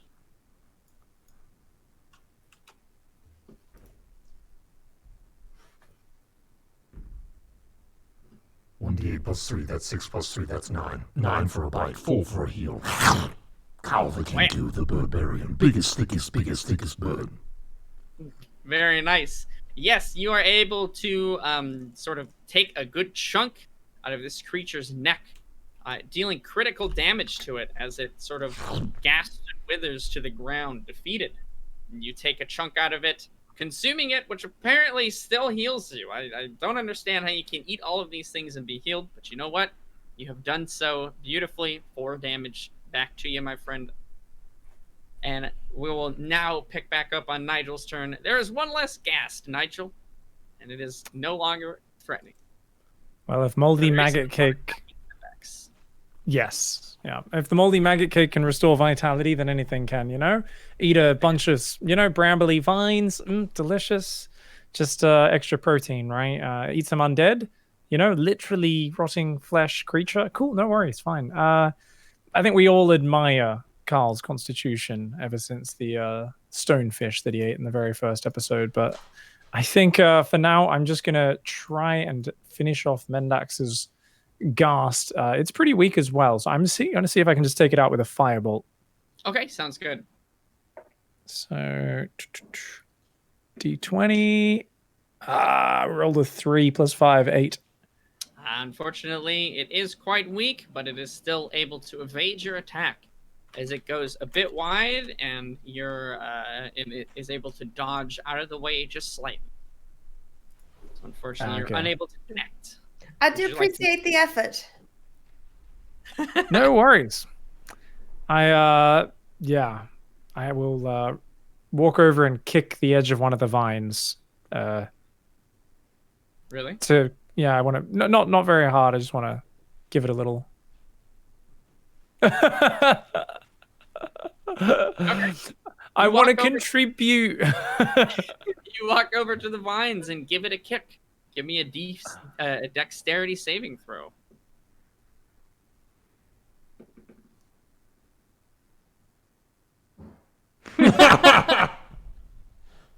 Brought that on myself.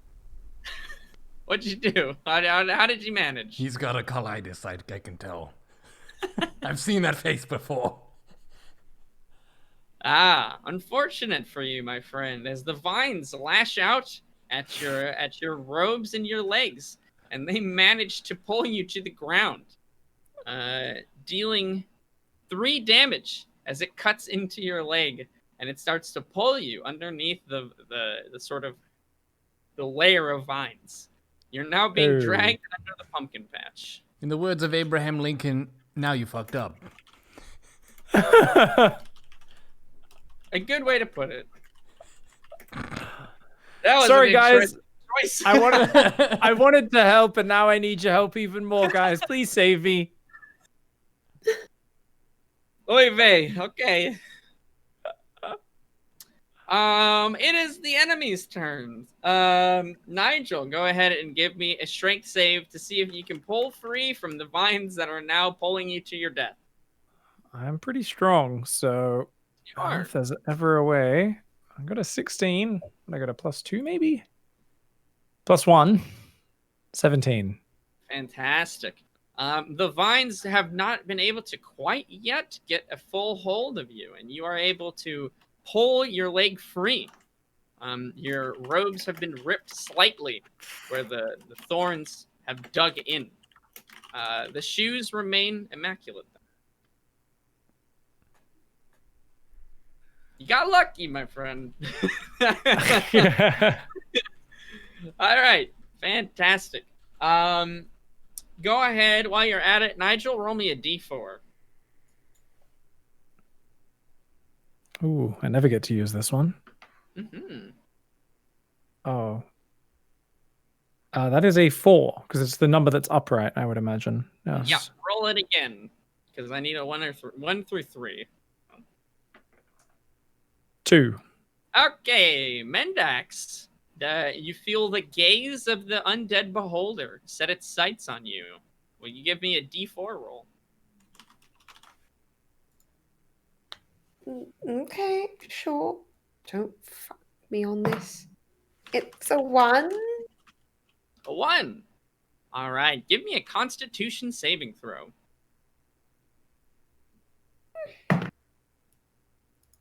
9 total. 9 total.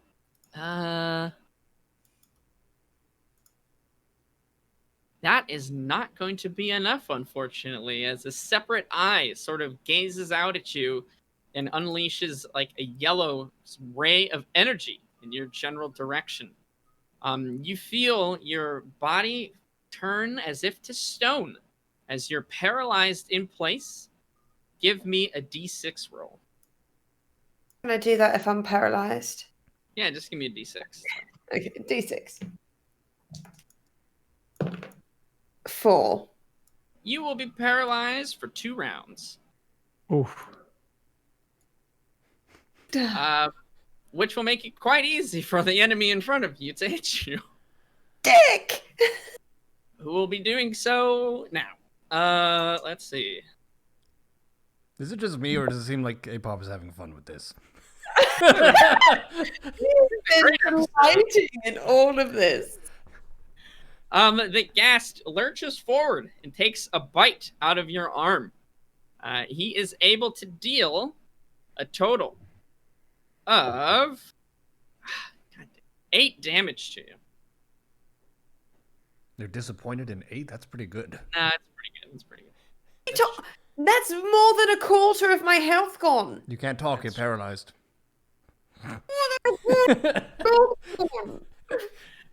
That's fair. It is indeed. All right. The monsters have gone. The pumpkin patch in the center is about 2/3 of the way full of green energy. It is your turn. Mendax, your first round of paralysis is done. 1 more to go. Call, on to you. I would like to continue my combat against this ghast. So there's only the one left, and it's the one that's attacking Mendax. Right. And I bit it once. No. That's the one that was near you and attacking you. You finished it with that bite. Yeah, that bite decapitated it. Wow, that was a good bite. You guys have done a good amount of damage to it already. So would you like to move over to Mendax and try to assist? Absolutely. Sounds good. You can make it there with your 15-foot movement. And yeah, you're all set up for a strike if that's what you'd like to do. You just wanted to say your friend had a nice taste to him. You want to have a fight as well? Might take a bite. I'll roll to hit. Indeed. 17 plus 5 is 20 fucking 2. Indeed it is. Do you want to do you can do your bite as well in that same attack. If you want. Unless you want to save it. I'm just saying you can. Well, I can bite every turn. Yeah, you can bite every turn. If you kill it with this, though, you won't get your bite. I will let you know. Oh, I'm good. I'm 46 out of 38, so I don't need the health. Oh, you're good. Okay, cool. Don't need the health. Got it. Come on, you know what I mean. Just kidding. I'm just refreshing my memory. Go ahead and give me some damage on this ghast. 4 plus 5 is 9. Yeah, that is going to be more than enough to take this last assailant out in this vicinity. As you slash its back open, it sort of almost unfolds into this very strange, almost alien-like sinew that's just like bone white. It almost looks like this thing is comprised entirely out of muscles as opposed to any bone or flesh. I'm cheering on the inside. Mendax, you see your foe drop dead and cry out triumphantly. Behind him, you can only see the beholder, and it is filling you with a decent amount of dread and fear. Fantastic call. Anything else you'd like to do? You could technically bite Mendax if you want. She hasn't been mean to me this episode. Just Gary Busey. Fair enough. Alrighty. We're going to move on to Nigel then. Nigel, your turn. There is no melee assailants. There is the beholder at the other end of the arena here, and then there are the 2 pumpkins remaining. There's only about 1/3 the bottom layer of the pumpkin pile in the center that have not been filled with that green energy.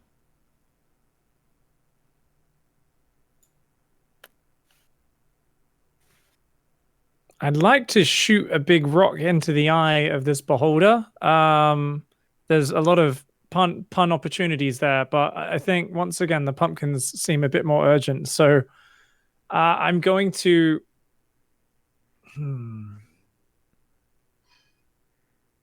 I'm still going to keep working on these outside pumpkins. There's 2 left, I believe. We've got the 6 o'clock and the 11 o'clock, right?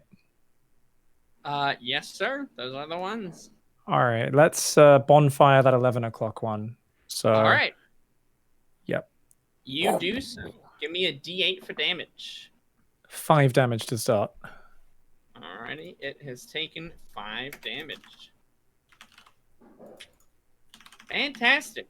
You hear once again, you feel a cold wind coming from the direction of the 11 o'clock pumpkin.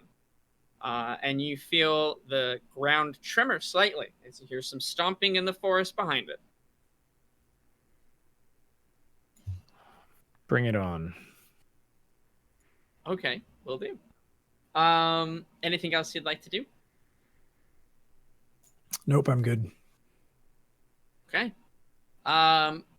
Sounds good. Go ahead. You can't like just give Mendax a shake. That's not how paralysis works, right?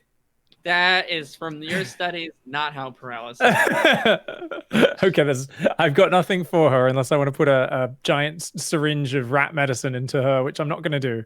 I don't think she's that far gone, so I'll pass. I don't blame you for wanting to shake the shit out of me. Sounds good. Okay, go ahead, Nigel. Give me a D4 roll to see who the zombie beholder would like to focus on now.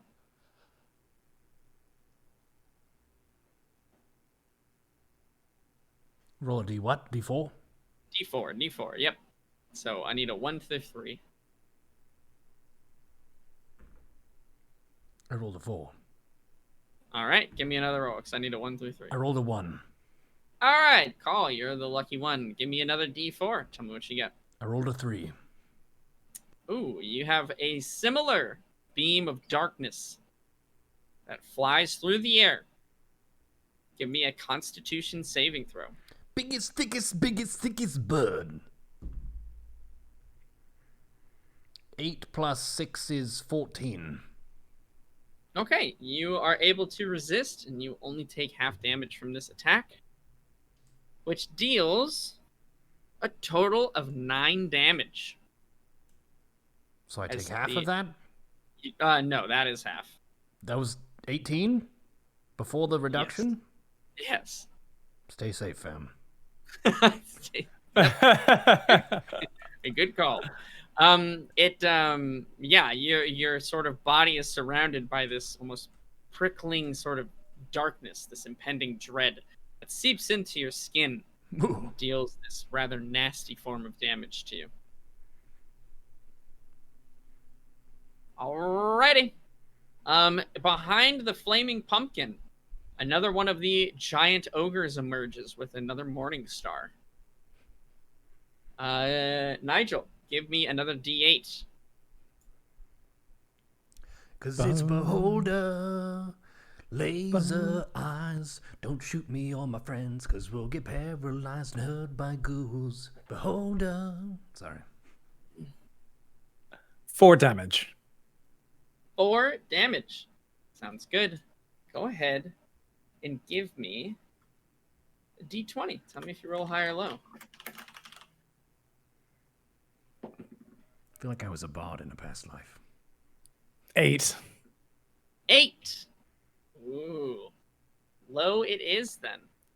Unfortunate for you, as the pumpkin begins to deteriorate and turn into ash, what is left in its wake is a very slender and slim-looking humanoid creature.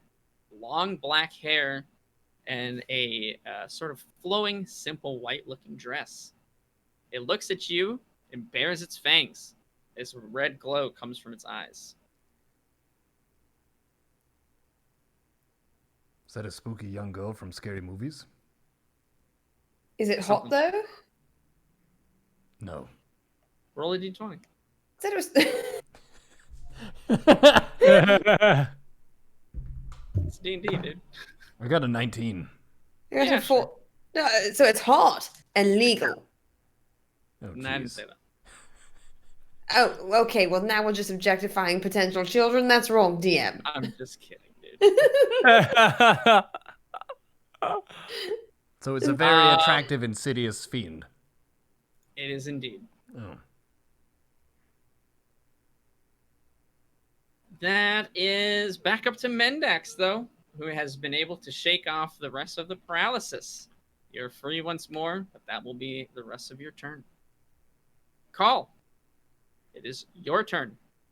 There is now a giant ogre zombie, a quite spooky-looking, horrific girl who apparently is hot, and a giant flesh zombie creature that's shooting laser beams at you guys. I'm a little bit What would you like? scaroused, but I think I would like to focus on the beholder.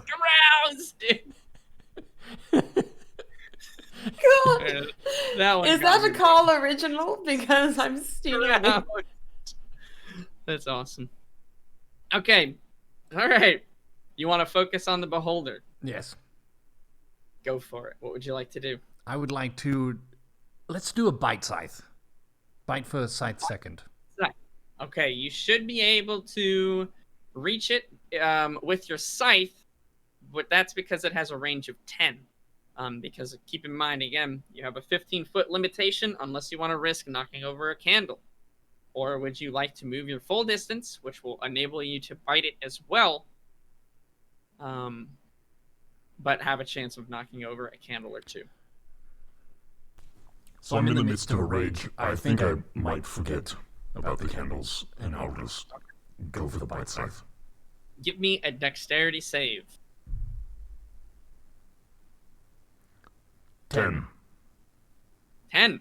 You are able to just barely make it through the candles on the ground without knocking any over. And you make it up to the floating beholder. You can go ahead and go for a bite scythe. Natural 20. Oh, that is a critical in Dungeons and Dragons, as you know. Our first 20 of the night as well, if I'm not mistaken. At a most critical time as well.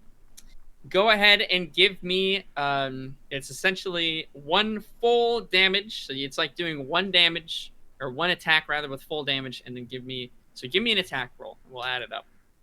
Is this a D4 or a D12? Am I rolling for the bite? The scythe. I'm assuming that 20 was for the scythe. You have to choose which one. Oh, if I get to choose scythe, for sure.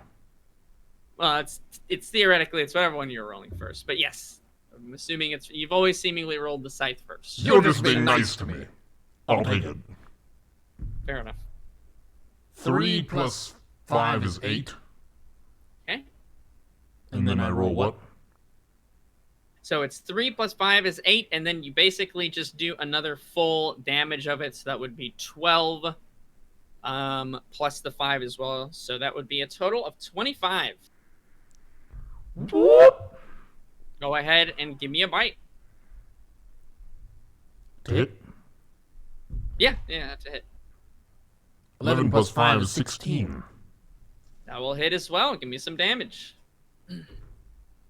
Oh, the full 4.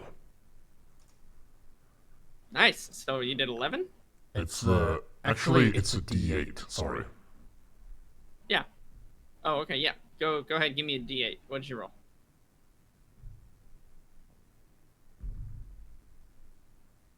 Oh, that's worse. 2 plus 3 is 5. Okay, you deal an extra 5 damage to it, and you heal yourself for 4 more points of damage.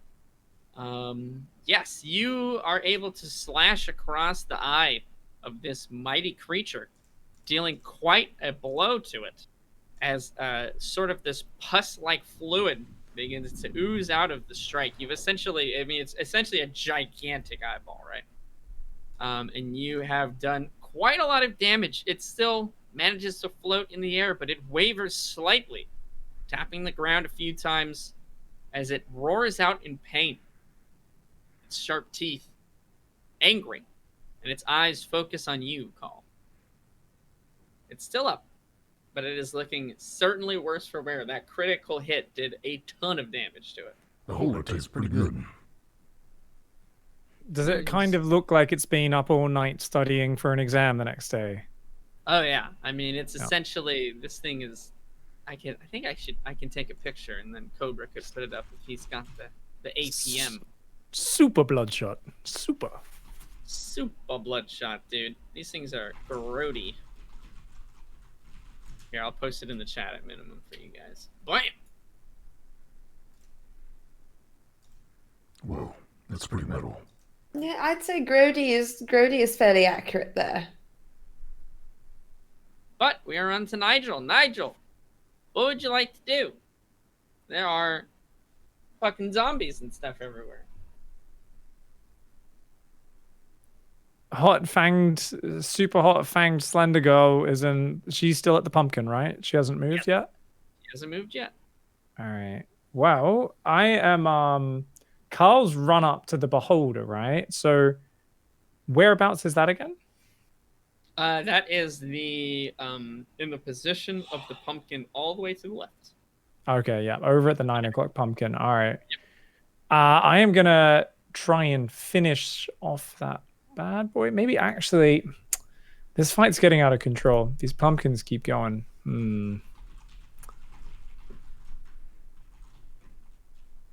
Do I take out the next pumpkin? No. We're going to try and see what we can do about this super hot, not ghost, not elf babe. So I am going to blast her with a level 2 catapult. Sure. All right. So that's going to be a dex save of 13. Okay, let's see if we are successful here. We are not. Go ahead and do your full points of damage. as the vampire spawn is just kind of coming to out of its awakened state. Awesome. That's 4d8, I believe. Yeah, 4d8. Cool. Nice. Holy shit. That's so much damage, dude. No, that's a lot of damage.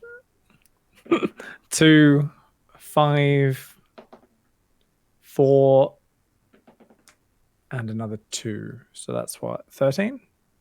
13 total. Yes, indeed. The vampire spawn roars out in pain.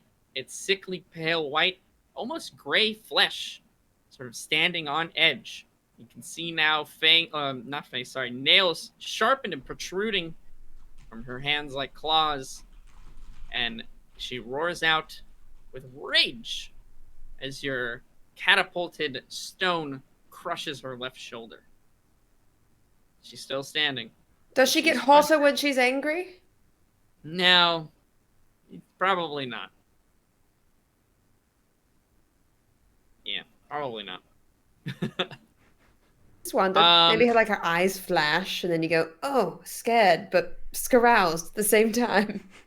I was thinking you were thinking more like, if you're into people with crushed shoulders, for some people that's a thing. That is weird, man.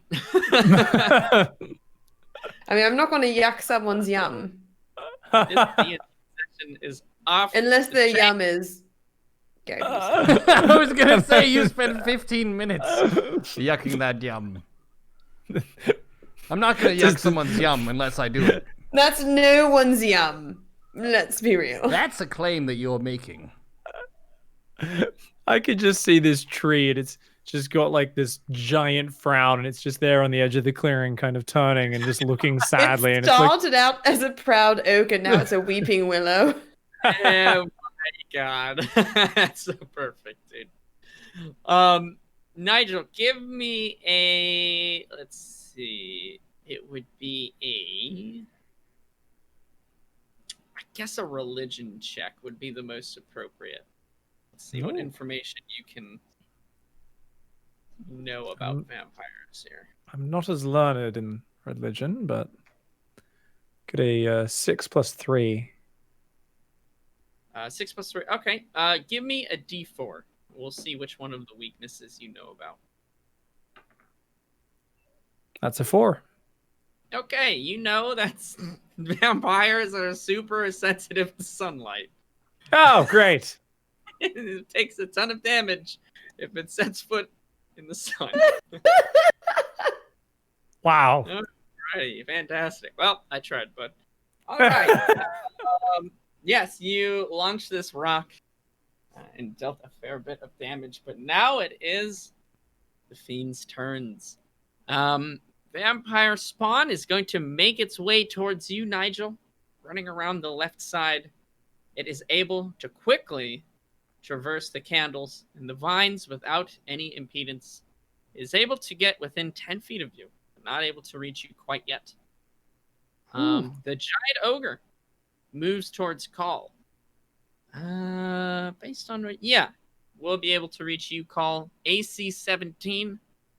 Let's go ahead and see how you fare against another one of these slow but strong baddies. No dice, as it hits its morning star into the ground with an unnatural amount of slowness that even a small child could nudge out of the way from. The beholder, however, is a bit quicker.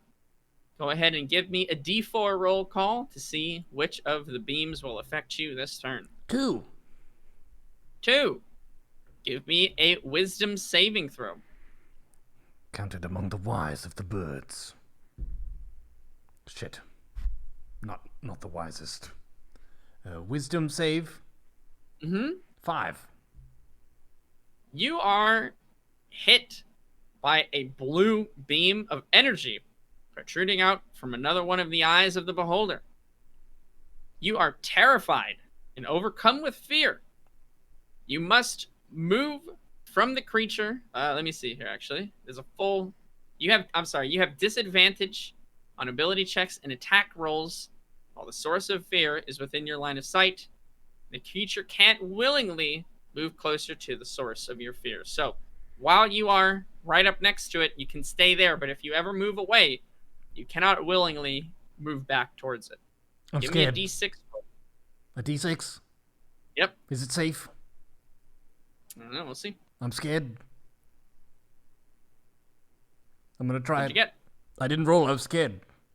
Okay. Wait, Roll it. I've got it. I'm Okay. scared again. What'd you roll? I didn't roll yet. I'm scared. Okay, I'm gonna roll. Do you want me to tell you? For fuck's sake, yes. It's a 4. I'm still All right, scared. you're gonna be scared for 2 turns. Okay. Okay. Mendex, it's your turn. Okay, I am going to I'm a bit unnerved by seeing my Birdbarian friend looking scared. And I can't be sure, but I feel like I might be seeing some glistening on his feathers between his legs. I'm concerned that he may have pissed himself in fear. So I'm going to shoot. I don't know that could be just residue from vines, but I'm worried about him. So I am going to shoot an arrow at the beholder. Okay. That was a long journey we took to get to that action. Mm-hmm. Go for it. I like to be thorough. I see that. I got a 9 plus 5. 9 plus 5. Though you are resolute in your ability to not be so afraid of this creature, your arrow goes wide, and you are unable to pierce the flesh of such a foe. You miss. Sorry, Cole. Anywhere you'd like to move? Anything else you'd like to do? So right now I'm not the hot skinny vampire babe is going towards Nigel. Mm-hmm. And he's near the beholder. Mhm. Do we have another large zombie thing? There's a ogre. There's Yeah, like the a ogre. giant Yeah, zombie, the undead ogre. ball as well. He's attacking Cole as well. God damn. No, I think I'm just going to stay where I'm at for now. All right, fair enough. Call, your turn. I'm still You scared. feel terror I do. and fear pervading through your body. All the way You're through. shivering in as how scared you are. I've But never you're been still able scared. to take an action. Okay. Well, can I attack the beholder? It seems scary. You can. Are you sure? You just have disadvantage. Yep. I know. I feel very disadvantaged right now. Yeah. Okay. No, I can't roll right now. Okay, I'll roll. It's a roll. 7 plus 5 is 12. Okay. 12 plus 5 is 17. So 12. 12. That is unfortunately not going to be quite enough for you to overcome your fear. I knew it wasn't going to As work. you are all but it's all you can manage. Oh, I can bite! Stay there. Indeed, you can. A disadvantage that bite. bite. 15. No. It didn't work. Oh, damn it. What's so funny? All right. Nothing. This Discord is off the chain. I thought this was important D&D messages happening. It's not. It's Cobra memeing around again. Oh my god. Oh, sweet lord. Okay.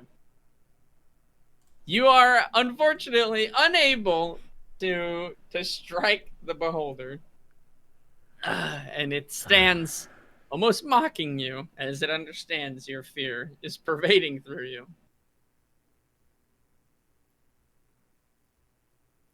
Oh my god. Let's just say that the Weeping Willow has returned. Oh, I'm in Jesus. physical pain from laughing so hard. All right, Nigel. It is, it's your turn. Oh my lord. So I'll roll the pumpkin smash now around the outside. The 6 o'clock one is all that remains, and the green light that's inside of it is beginning to sort of wane and flicker out. You do have a vampire that is literally charging towards you. Yeah, I think I'm probably just going to try and deal with her. So I do like setting people on fire, but what else do we like doing? We like setting people on fire. None of these spells is create sunlight, unfortunately. Who knew? I don't have a pouch of sunlight either. I do have a silver ring I could punch her in the face with. I don't know if that's just a bad movie thing or not. So we will be going for... I think we're just going to catapult her again, but with a level 1 this time. Okay. So pull out another one of me trusty stones, catapult it at her before I run screaming. By the way, I told you, it's always the hot creatures that come towards me. Coincidence? I don't think so. It's nothing to do with the fact that I shot a stone into her already and crushed her shoulder. She was already heading my way. I'm just trying to hold her back. Go ahead and give me a to-hit roll, my friend. All right, what do we got? Oh, actually, catapult. So dex save 13. Let's see. No, unable to once again dodge out of the way. The catapult is too fast. The stone strikes the side of the vampire. Go ahead and give me a damage roll. All right, we got a 3. It's a 3d8. It's only level 1. A 6. It's 9. Plus 2, 11.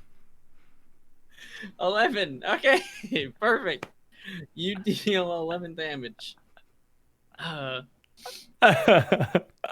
you are able to crush several vampire's ribs as it once again screams out in pain. Its left arm sort of just barely attached and dangling from its shoulder, and its side looks like it has been bent in at an awkward angle. But nonetheless, it is still moving around. Anything else you'd like to do? Run. Oh, goddamn. She's covered a lot of ground in that previous move. So I think she's going to be able to get to me either way. But I'm basically just going to try and circle down around the other side of the pumpkin patch. Okay. Are you going to be doing half movement so you don't kick any candles, or are you just going to risk it? Still half movement. Okay, sounds good. You are able to move, 15 feet, sort of going counterclockwise around this pumpkin patch to try to put some space between you and the spawn. We'll see if it's enough. Down to the fiends. You, for what it's worth, the sort of cyclone of green smoke and energy that is pouring from the sky into the pumpkins in the center is starting to wane slightly, as the pumpkin at the south end of the patch has been extinguished from its energy, all of it being absorbed. There are still pumpkins that are not lit with the green energy, but there are still some energy pooling in the sky. We'll move to the beholder. Call, give me a D4. I'm scared, but I'll roll. 4, I need to re-roll. Nope, 4 is fine. Oh. This one, it's focused on you, my friend. You have dealt a severe blow, and it is fighting for its life. Give me a dexterity saving throw. You have disadvantage on this attack, or on this ability check, as you are still currently terrified. 5 plus 3 is 8. 16, so 8. All right. Unfortunately, that is not going to be enough, as you take a full force of fire that spews out from one of the eyes of this creature, Whoa! dealing a total of 14 damage to you, Oh! putting a big lot of burn on our thick bird. I think with all the healing you've done, though, you're doing still pretty good, huh? I mean, 27 out of 48. I'm all right. It's not terrible. Not terrible. Okay. The lumbering undead is going to try and take advantage of your new burns and see if it can hit you with its Morning Star. It is completely unsuccessful once again.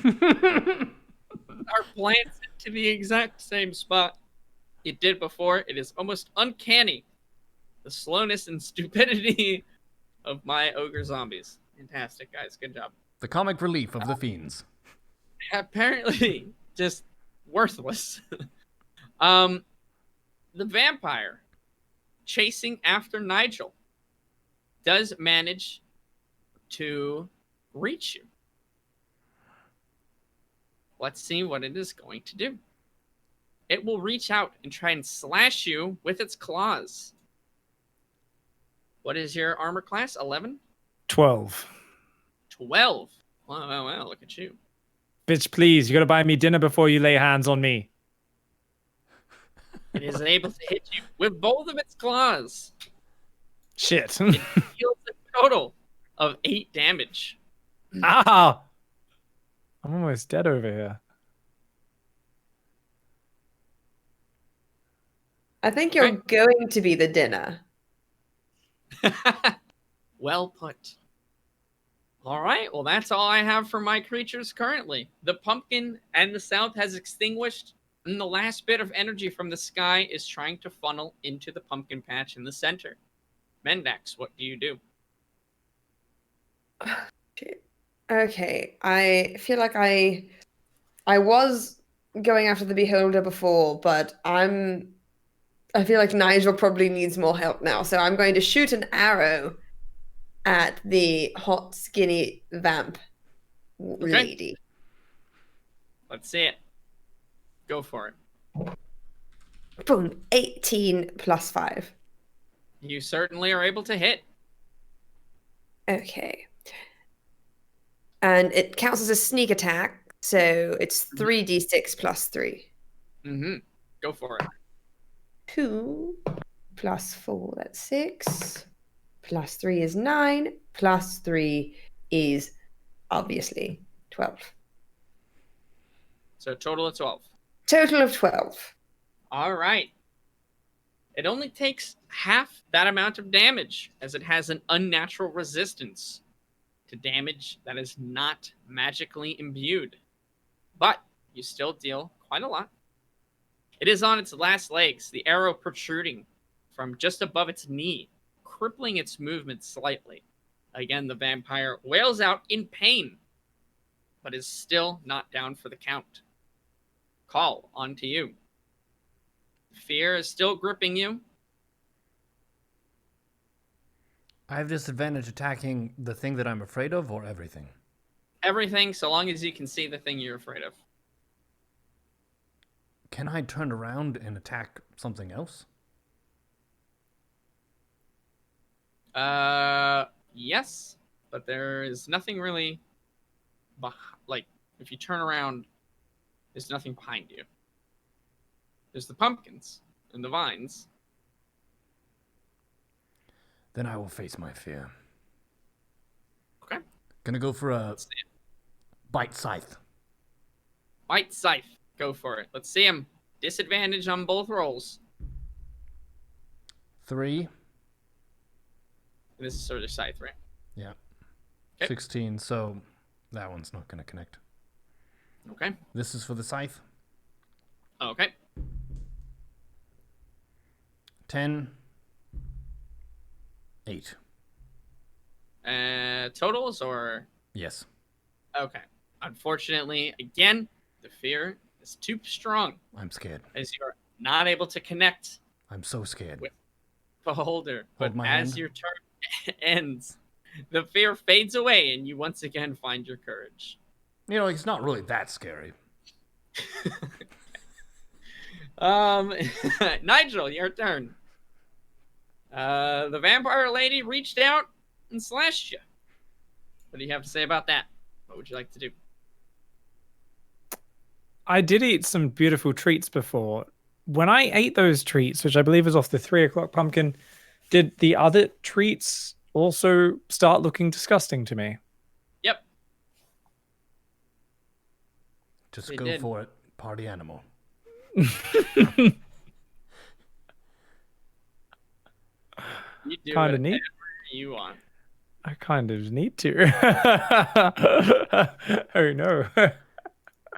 Well, the thing is, I'm in melee, so I'm not going to be able to get to the pumpkin anyway, unless I try to blast her first. So I'm going to try and finish off this vampire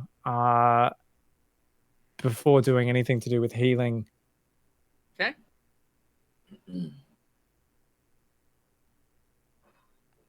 Yes, Goop can heal people using my spell slots, can't he? that's true. Goop can heal people. He doesn't necessarily have to use your spell slots. He has his Oh. own allotment. He just doesn't have many. I think he'd used his, if I remember correctly, but I'm not sure. I think we'd did used all of his slots, so I don't think he'll be able to do anything unless he can eat a treat. He has no way to really consume that food, unfortunately. Damn it. Okay. Just gonna be careful. Yeah, I'm just going to be careful for now, honestly. I mean, I'm not meant to be getting hit. It's my fault for not finishing the beholder off in the first place. If I'd done that, we wouldn't be in this situation. So I am going to be a lot wiser now, and I'm going to burn a bitch. What do we have to set her on fire? We've got burning hands. There's a little bit less damage than a catapult. I think we will just go with a catapult then. It's a little bit safer. Absolutely. Oh, actually, wait. One moment. She's looking pretty bad. She's looking in really bad shape. Yeah, that's it. So I'm looking through and I'm calculating. Calculating. We're just Quick gonna math. do a firebolt. I think that's actually my better Okay. chance of finishing her see off it. here.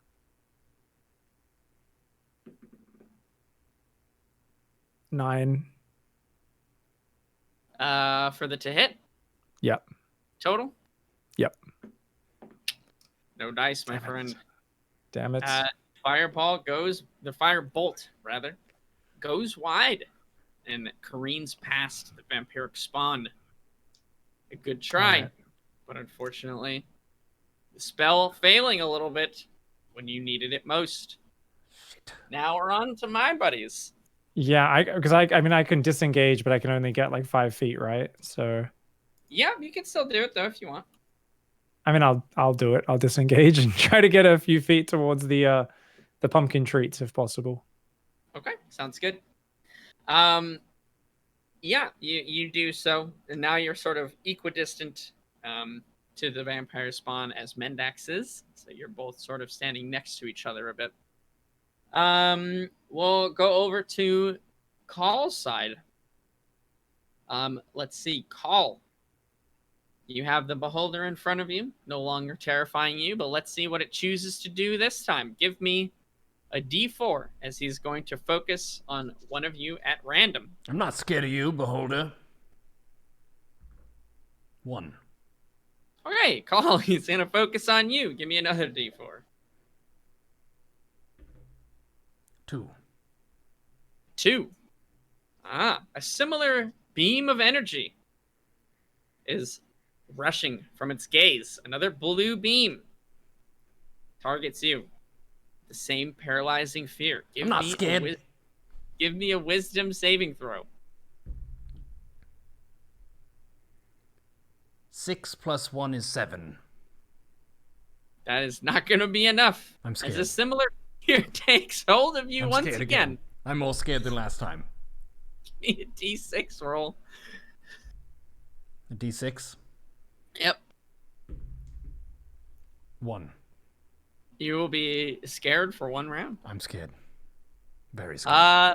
Let's see if my ogre zombie can do anything else except for hit the same spot. No. He does not. He just wants to hit the ground. It's not even Oh my god. very close to you. It's Heck, just this like, part of the ground in particular. He's just hammering it. he's staring right at you too, but he's just hitting the wrong spot. All right. The vampire is going to set its gaze on you, Mendax, as it sees you as the more prevalent threat in danger. Oh, look who the hot thing's coming after now, Nigel. It will hit you with both of its claws. Oh, you bitch. And it will deal a total of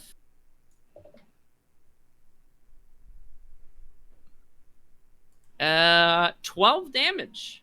Oh, shit, that was really close. Oh. Which you still have your amulets, which you can dodge if you choose to. Mhm.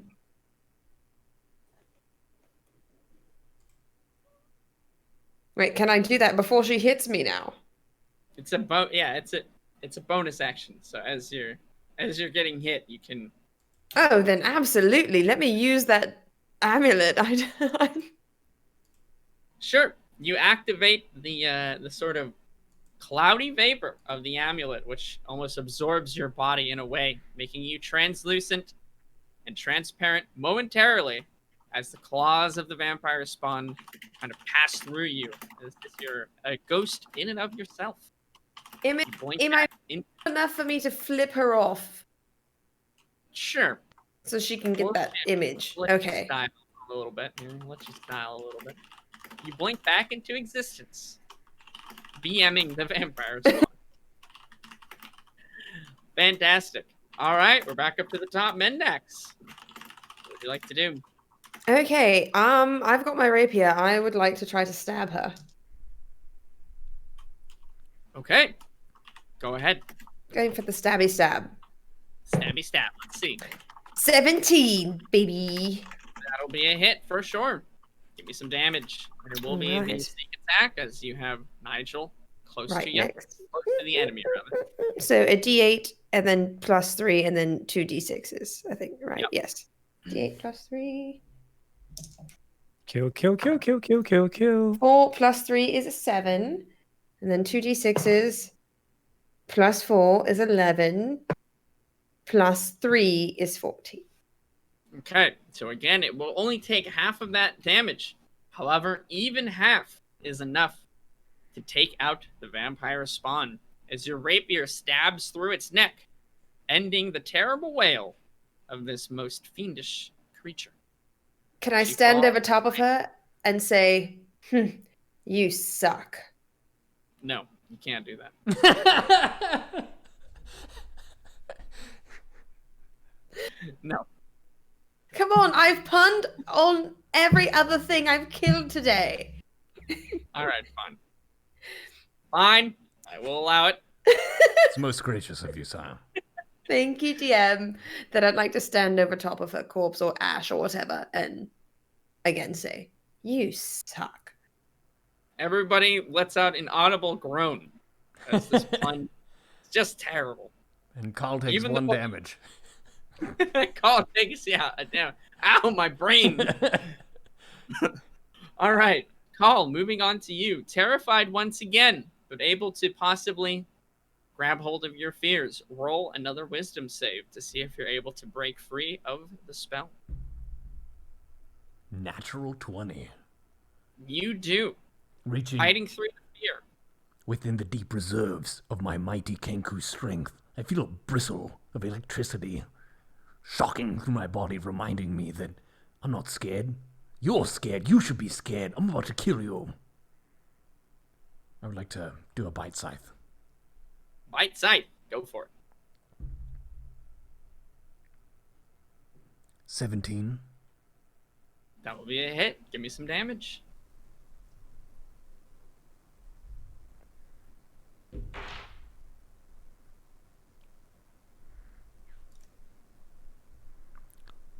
That's gonna be a 3 plus 3 is 6 for the bite. Okay, 6 for the bite. Roll for the Sounds scythe, good. it's a 16. Alrighty, well, temporarily going to interrupt you just for a moment as your bite pierces through the gooey center of this undead beholder. A stream of pus and bile, putrescence and rot, kind of almost like popping a very disgusting zit as this beholder wavers and floats through the air, crashing down to the ground, folding underneath the weight of itself and oozing just into the darkness. I told you were the one who should be scared. If you want to eat whatever that was and regain health, I leave that up to you, but that is your call. I am call, my food. You gulp down whatever soupy bile composed this creature, somehow regaining health. This is the weirdest. I'm not I scared. don't understand how it works, but okay. You're not a barbarian. When you eat stuff, you consume and absorb their power.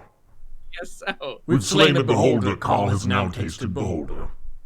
Welcome to the club. Fair enough. You have your scythe available. If you want to take out the dumbest zombie to ever exist, apparently, you're more than welcome to try to attack it. I would like to take out the dumbest zombie to ever exist. As you choose. Roll to hit. Okay. 15. 15. That will be a hit. Go ahead and give me some damage.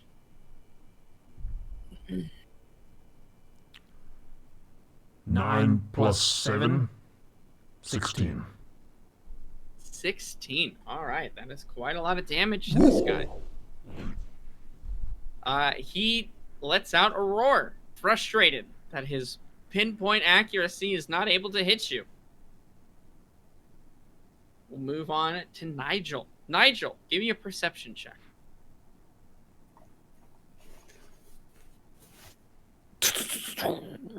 A big old 9 pluses. Pluses, that's a word. Pluses 2, I believe. Yes, 11.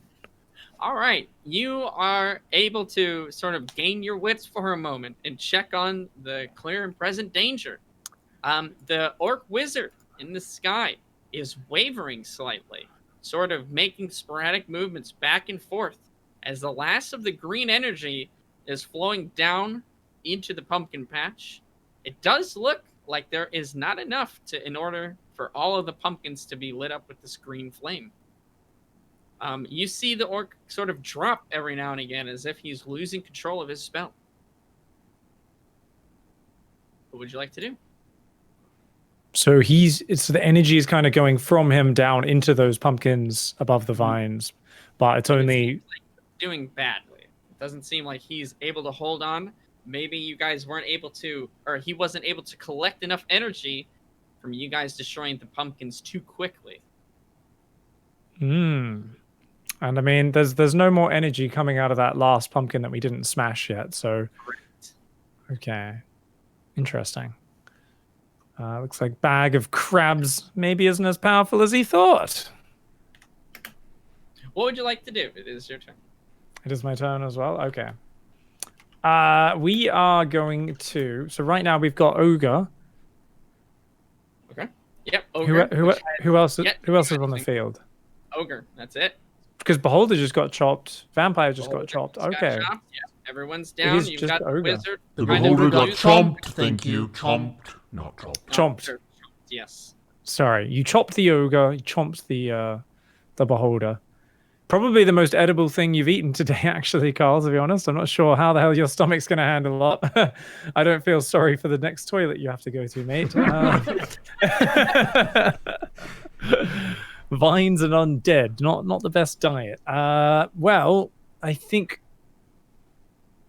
maybe might not be my cleverest solution to this problem.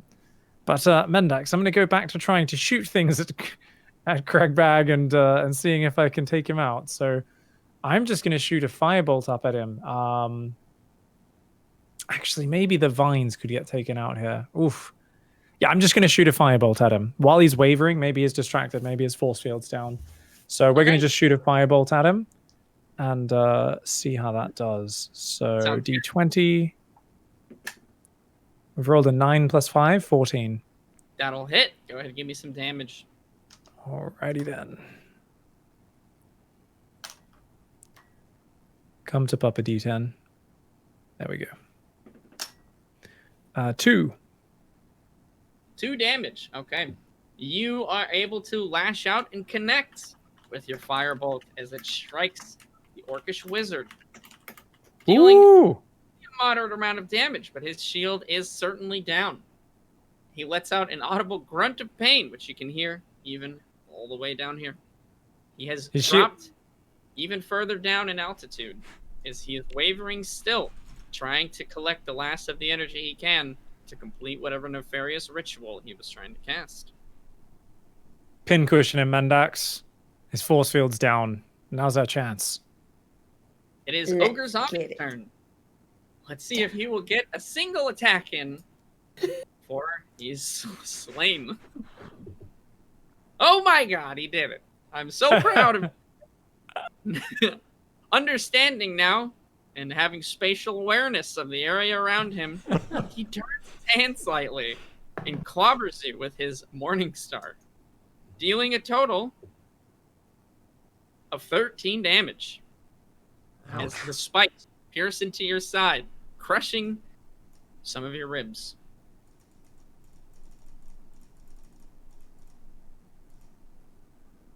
Good job, Ogre.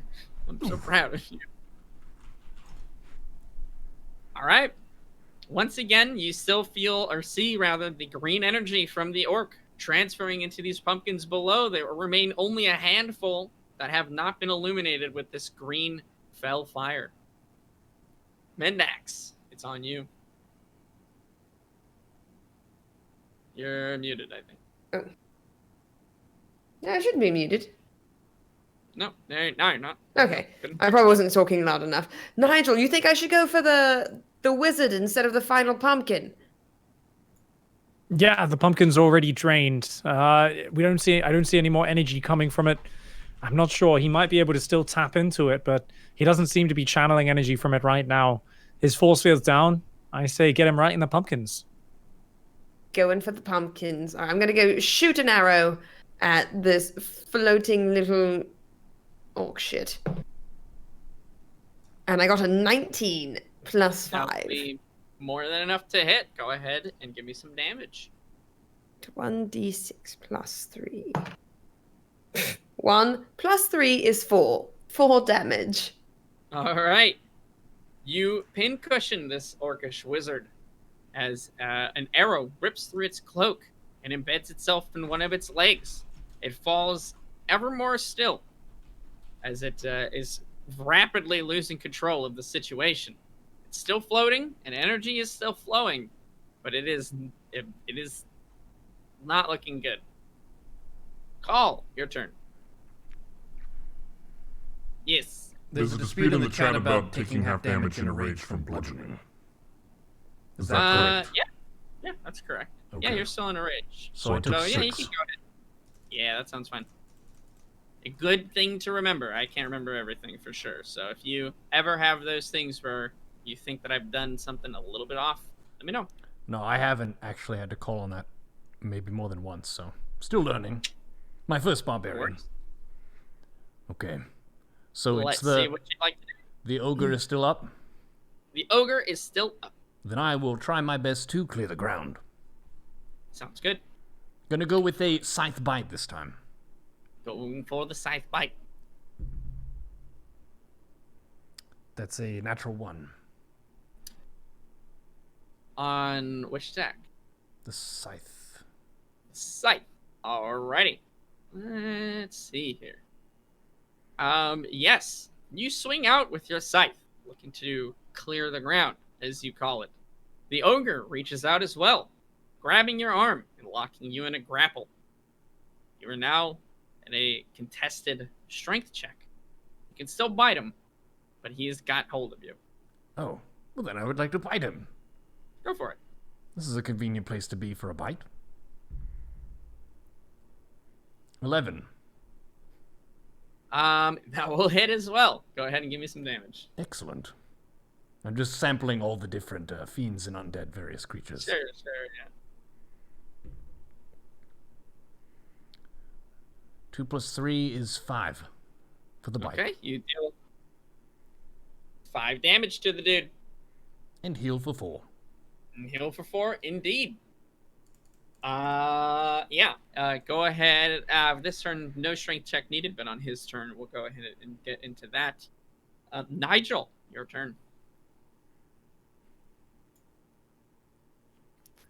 Alrighty then.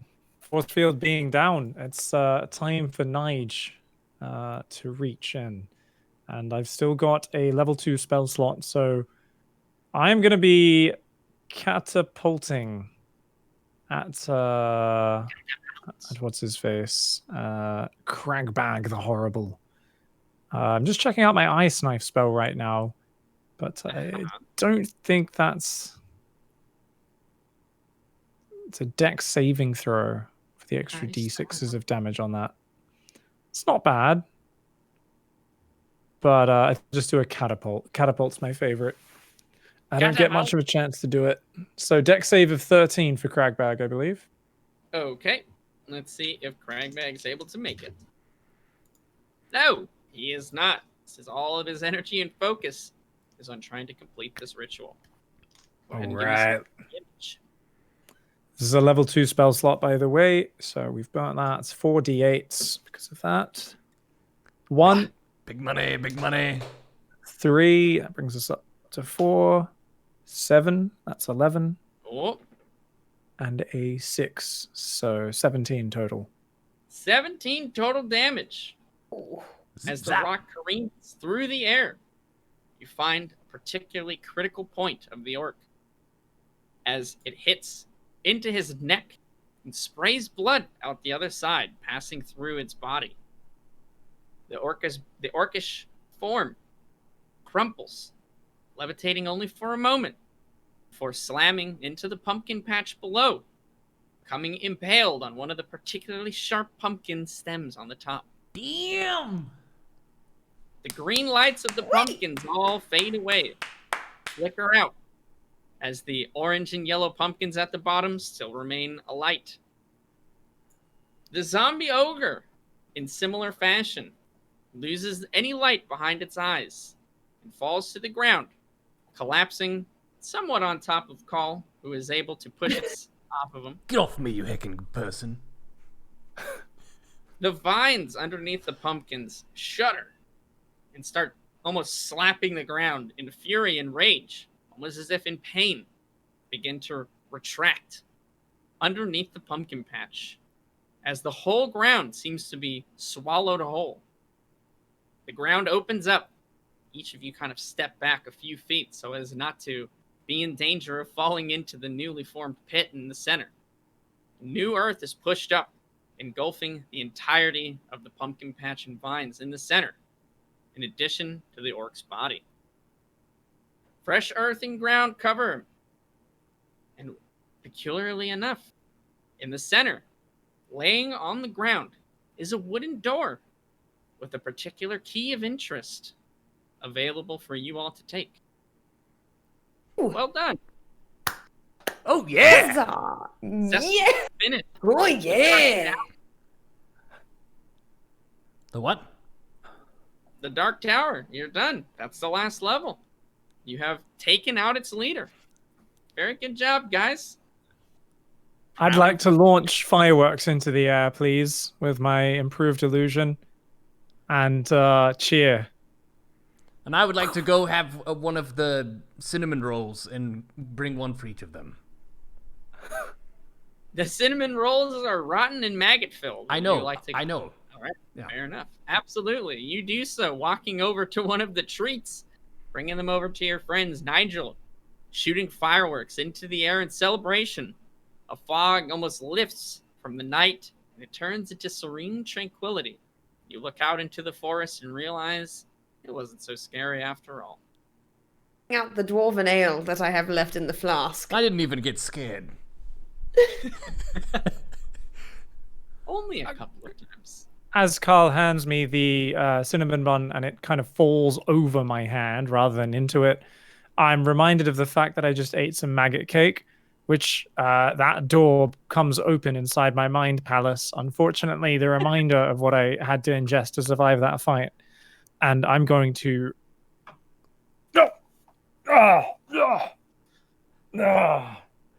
and just vomit on the ground for a little bit. You throw up what looks like particularly... No, just digested food. No maggots, no rot, no moss. It's not discolored in any way. It just looks like you threw up a very nice looking cinnamon bun. I hand him my flask and tell him, just rinse your mouth out with that. It's got to taste better than whatever just came up. But as I tell my friends, don't swallow. Oh, fucking... You could have told me that earlier, Mendax. Oh, well. I was already... I was swigging it. Sorry. Your throat burns as the dwarven ale slides down your throat once again. You might have to deal with the consequences of that next time. But your prize now sits in the center, sticking out of a door. Which Let's one get of the you key. will approach it? I'll go up to it. Mendax goes for the key. Nigel Hey, wipes the vomit off himself. you each approach your prize. Mendax, as you approach, the key turns in the lock and opens up. The door swings out, and a white light blinds you all. We'll go ahead and pick up next time in about 2 weeks Whoa. and see what is in store next for the Wayfarers. Although they have survived a particularly spooky and horror-themed episode. That was very Episode spooky. Very nice, very nice. I enjoyed that. Well played, everyone, for the most part. Well designed, yeah. Oh my goodness. What's in the door box? What's in the door box? I don't know. We'll find out. Oh, also, we'll go ahead and slap a level 4 for you guys. So between now and next time, Yes! Ooh! do your very special level ups for clearing successfully the Dark Tower. I think I get a Nicely done. second attack. Or is I don't that know. level We'll have 5? I'll check. don't know. I'll do the research. They're barbarian tomes and such. Indeed. Well done, everybody. I hope you enjoyed this particularly haunted episode of Wayfarers. I had a lot of fun to it. I hope you guys did too. Hell yeah. Oh, before we do get in the door, I do walk over to the Gary Busey tree and I pour just a little bit of Mendax's dwarven ale on it and say, no hard feelings. She's like that to everybody. The spirits And I of the tree no, are I'm picked up not. slightly. Well done. I mean, it would take dwarven ale to make anybody want to get that close to a Busey tree. Fantastic. We'll see you all next time before we get into another brand about Gary Busey. I hope you all have fun and see you guys in 2 weeks. Happy Halloween! Excellent show. Thank you all for tuning in to Wayfarers, episode 20. GG. And we'll see you on the next one. Fucking Gary Busey, dude. Such a random person to pick. Such a weird person. Just don't get it.